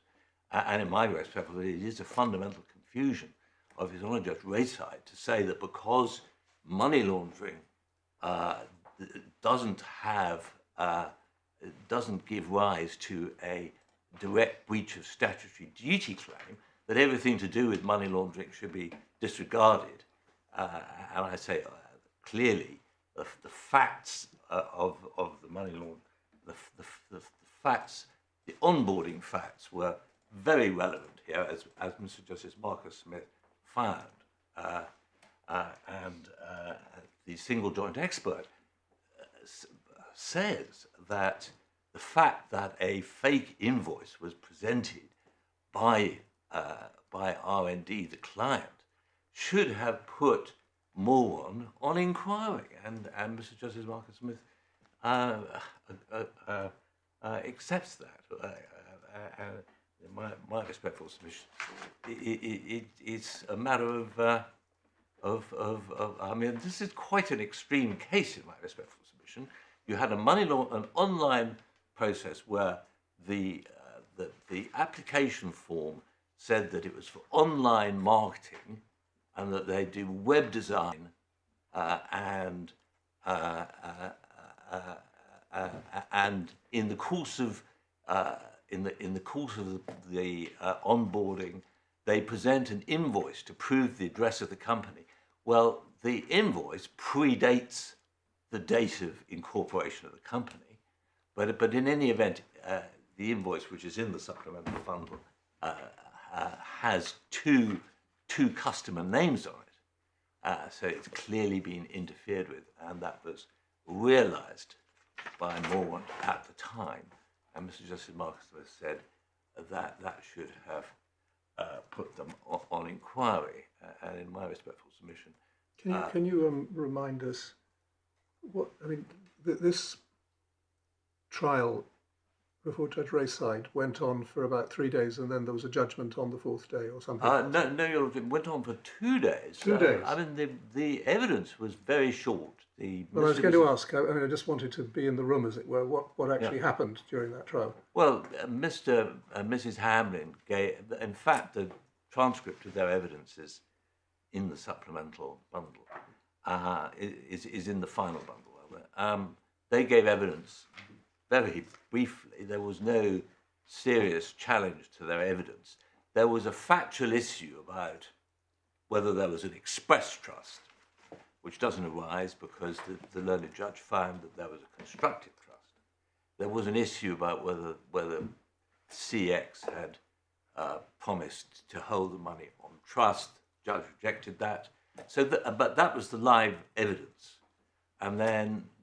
So there's very little evidence. Most of it was argument. Most of it was argument. Then even the argument didn't take very long because His Honour Judge Rayside asked for written closing submissions, and so those are in the supplemental bundle. So we can tell what was argued in front of the learned judge. so the actual trial hearing did not. There was also quite a bit of legal argument, particularly relating to the derivative action point, because before the trial, Moorwand disputed the constructive trust, and B disputed whether there were special circumstances, and so the derivative action point took up time at trial, and His Honour Judge Race had found in favour of Mr. and Mrs. Hamblin in relation to the derivative action, and that was not appealed. That was not subject for an appeal, and that position was accepted before Mr. Justice Marcus Smith. But it is because certain arguments that have been raised today, it is important, I think, to remember that the unappealed finding is that R&D was a trustee. It was a corporation. It was a trustee for Mr. and Mrs. Hamblin. So clearly it's not a sham. And yeah, I mean, that trusteeship was a constructive trusteeship arising from the fact that the money was transferred to them under a fraudulent it was a constructive trustee. Wasn't in the business of being a trustee. No, it wasn't in the business, but it is a trustee. It has an existence, and it's never been part of Mr. and Mrs. Hamlin's case to describe R&D as a sham. It's not a sham. It's a corporation. If necessary, it could have been removed as a trustee. Equity never lacks for a trustee. You're saying it exists, and it exists. Equal rights. And it exists, and there was duties. Well, the sham was the CX investment contract. That was a true sham. Sham relates to contracts under the traditional decision of Lord Justice Diplock and Snoop, where the contract is different from the terms of the contract are not intended to be fulfilled. But anyway, so the CX bit of it was a complete fraud and a sham, and that's why the Halley trust, the constructive trust, didn't require was imposed, arises, I should say, as a result of the decision of Halley and the Law Society. As a constructive trust. So, Your Lordship, I've slightly wandered off Your Lordship's question, for which I apologise. No, that's helpful. Thank you. So the initial point is there's no dispute over the incorporation of RAD. Secondly, no dispute at trial or before Mr. Justice Marcus Smith as to who the actual directors were. I mean, the pleaded case is that they were the directors that appear on Companies House, and I say that you've been taken to paragraph 54 of the judgment of His Honour Judge Rayside, where he refers to the director as being Mr. Stanfield. At paragraph 147, he says that the director is apparently Mr. Stanfield. He doesn't make any finding as to who the director is.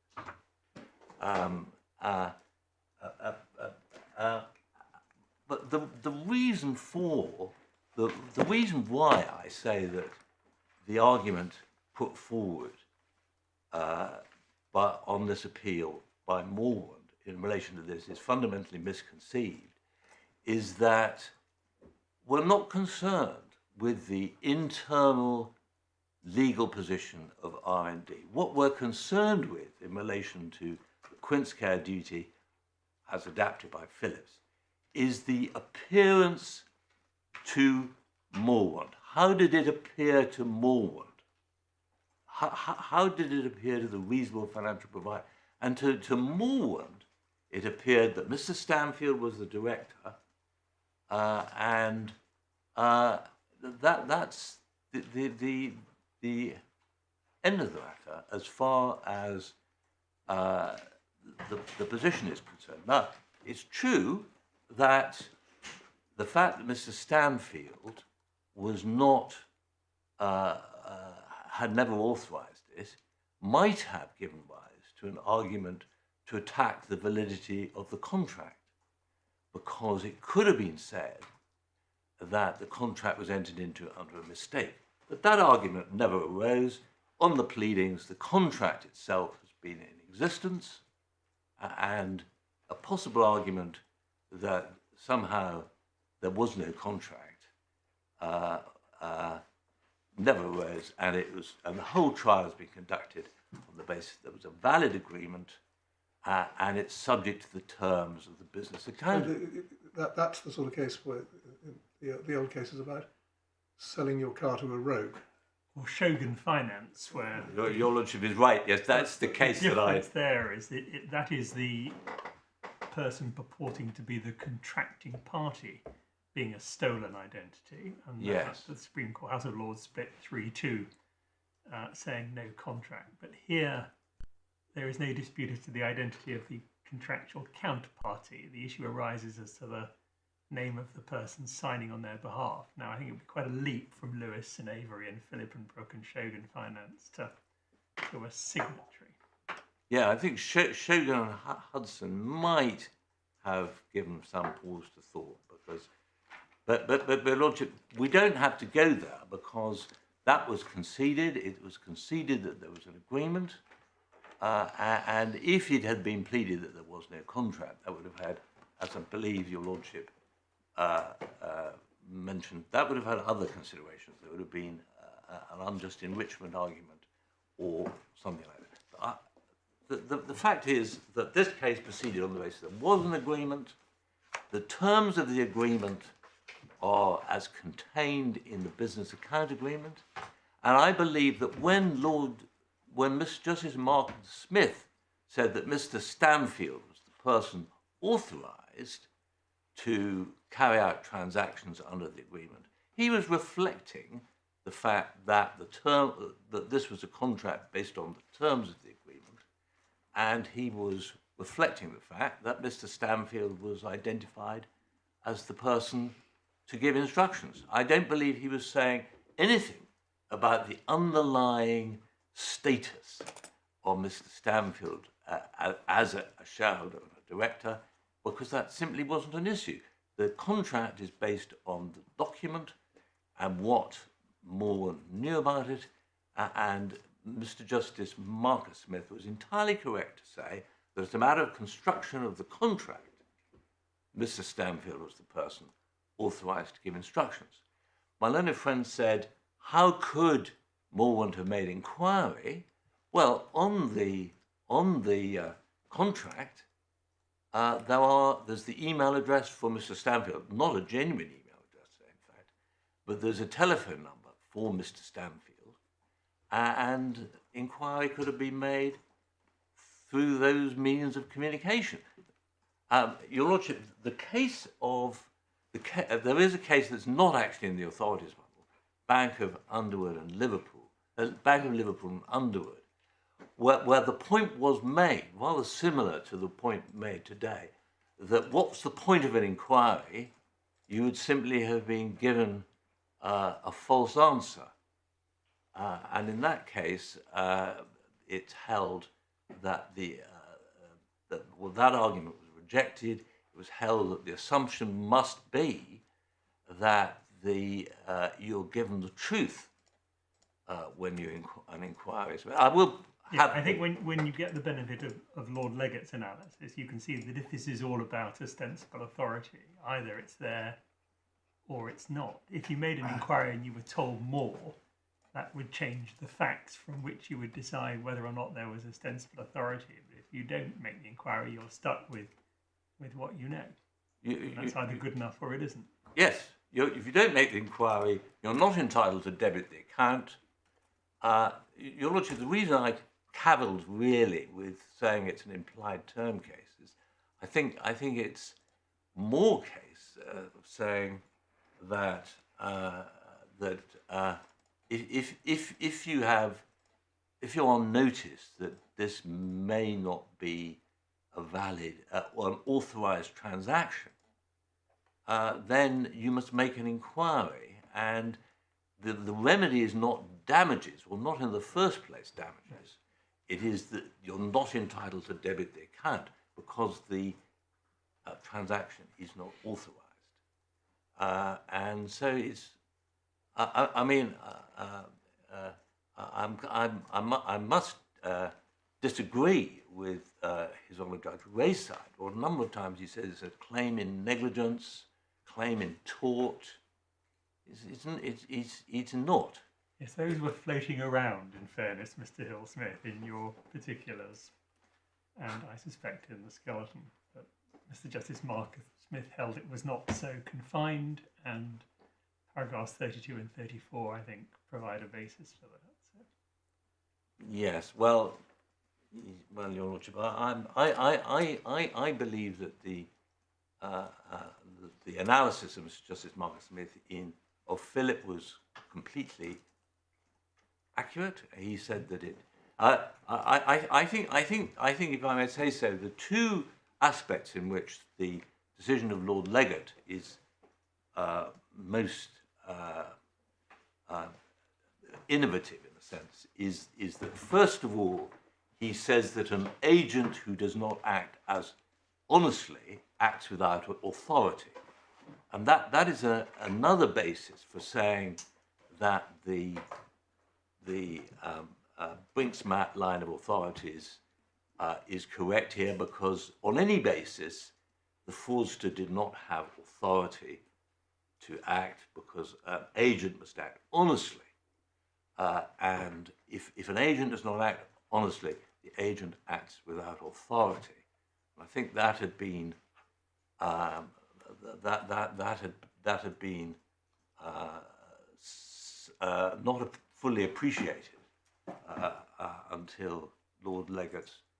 I think there was quite a lot of authority that said it wasn't a case of lack of authority, but misuse of authority if an agent acts in fraud of their principal. Yes, well, Lord Legate. Lord Legate takes a different view. Well, he criticises. My learned friend refers to Selangor in his skeleton argument. Mr. Justice Oingo Thomas in Selangor refers to misuse of authority, and Lord Legate says that that's not helpful. It's actually want of authority. And authority must be exercised honestly, and there is want of authority, and that's the and then one looks at the position of the third party, and the test is that of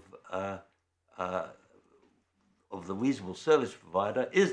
Would the reasonable service provider have been put on inquiry that there was a lack of authority, and there had been some debate about that, as one can see from the decision in Philip. A decision of Lord Newberger has suggested that you had to be have knowledge of lack of authority, but no, it's the reasonable service provider has knowledge, should have suspected lack of authority, and that triggers an inquiry. And in my respectful submission, that principle is actually the same, really, leads to the same result as the attribution cases.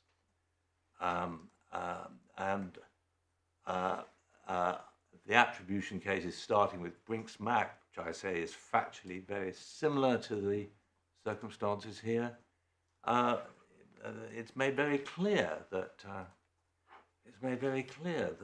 the company is a victim, and the misconduct of the directors is not to be attributable to the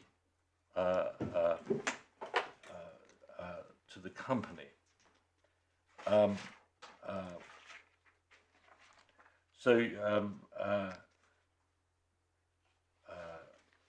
Your Lordship, just on these preliminary points, Your Lordship, clauses 2, 11 and 21 have been dredged up for the purposes of this appeal.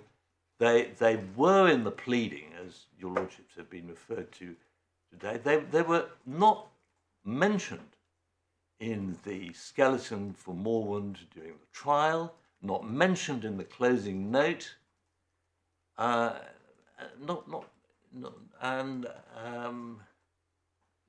simply not pursued. Not raised an appeal before Mr. Justice Marcus Smith either. No, not in a respondent's notice, and not mentioned before. And your lordship, I submit it would be quite wrong to allow them to be introduced. I think I'm getting a theme from your submission to this point, that there were certain matters were treated as being so at the original trial. You've mentioned 2 or 3 of them, were not challenged on the appeal, and either aren't or cannot be therefore challenged on this second appeal. And so that, I mean, for example, let us suppose that we thought that some of those things that had been treated as so were actually not so, indeed might actually be wrong. I mean, it might be open to us to say so, but it couldn't, I understand your submission, be treated as a reason for the appeal to succeed, simply because they're brought out now, if that is indeed a fair characterisation of what's happening. I'm not commenting on that. That, as I understand, that is, your lordship. I put in the extract of in the authorities from the White Book about raising new points on an appeal. But your lordship, this isn't simply, sorry to speak over you, but it isn't simply a suggestion that you make that new points are being raised on appeal, but it's new points that seek to disturb matters that were treated as being effectively common ground. Well, yes, in the course of a trial and a first appeal. Indeed, and on these additional clauses 211 and 21, I think it is. Even today, and I don't want to be disrespectful to my learned friend, but we haven't had an analysis of how the wording of these clauses is supposed to operate. He blandly says that they amount to a contractual estoppel, which isn't pleaded, and a warranty, which isn't pleaded. But I would certainly have things to say about how these clauses actually took effect. I simply don't accept the shorthand that has been given for these clauses in the skeleton argument of the appellants, and I think, and indeed,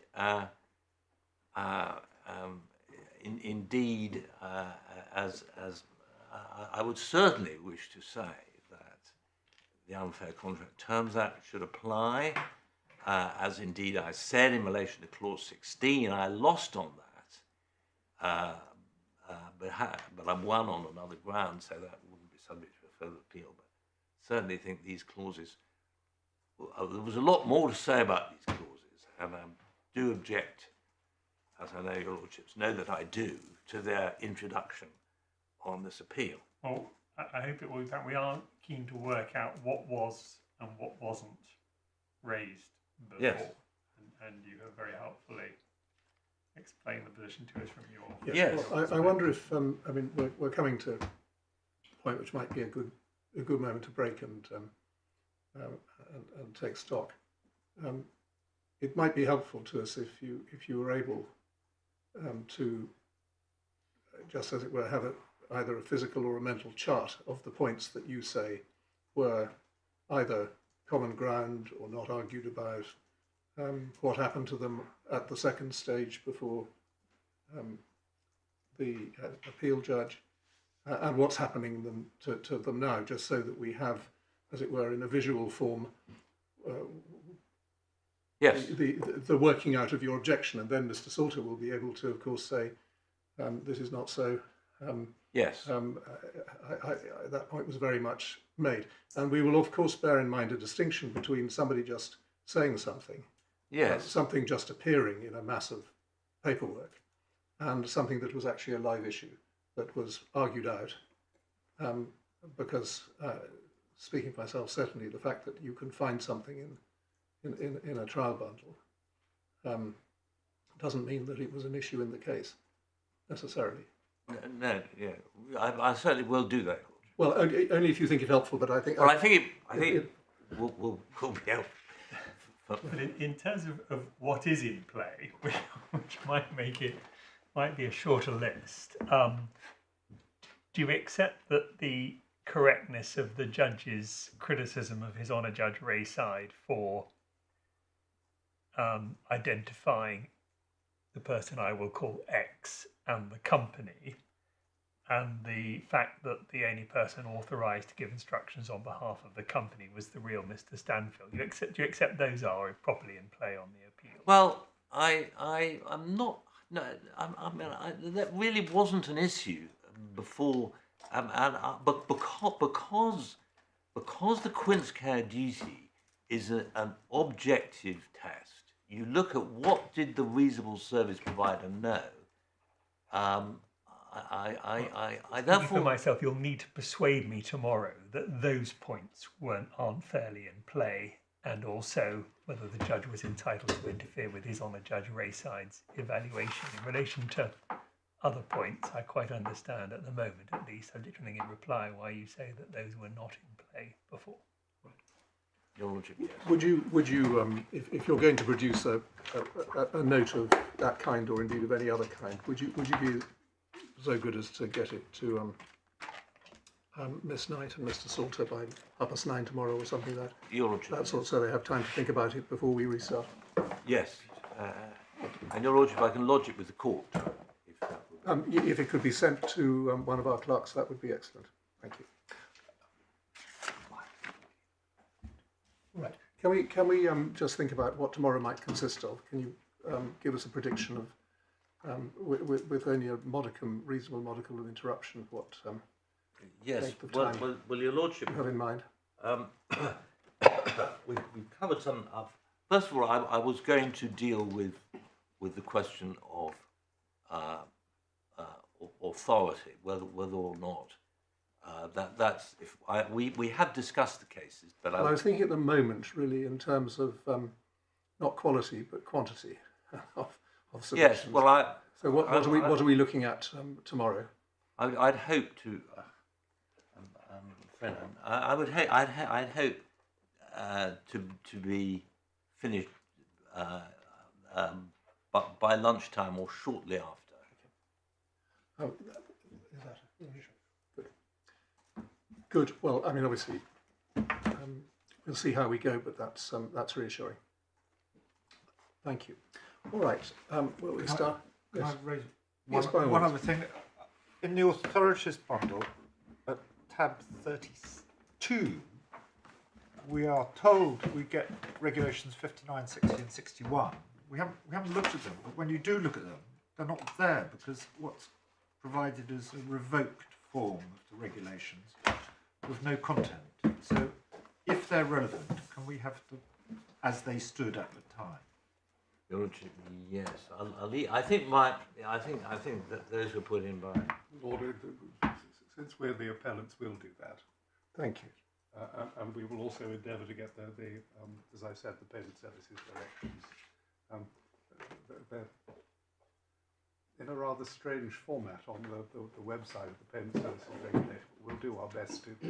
We may cut and paste the text out of them rather than actually bring the system of the actual website. But we'll try to. And also, just on the list of things to do, although it may fall to others to do it, just a broad picture on the costs, please. Thank you. All right.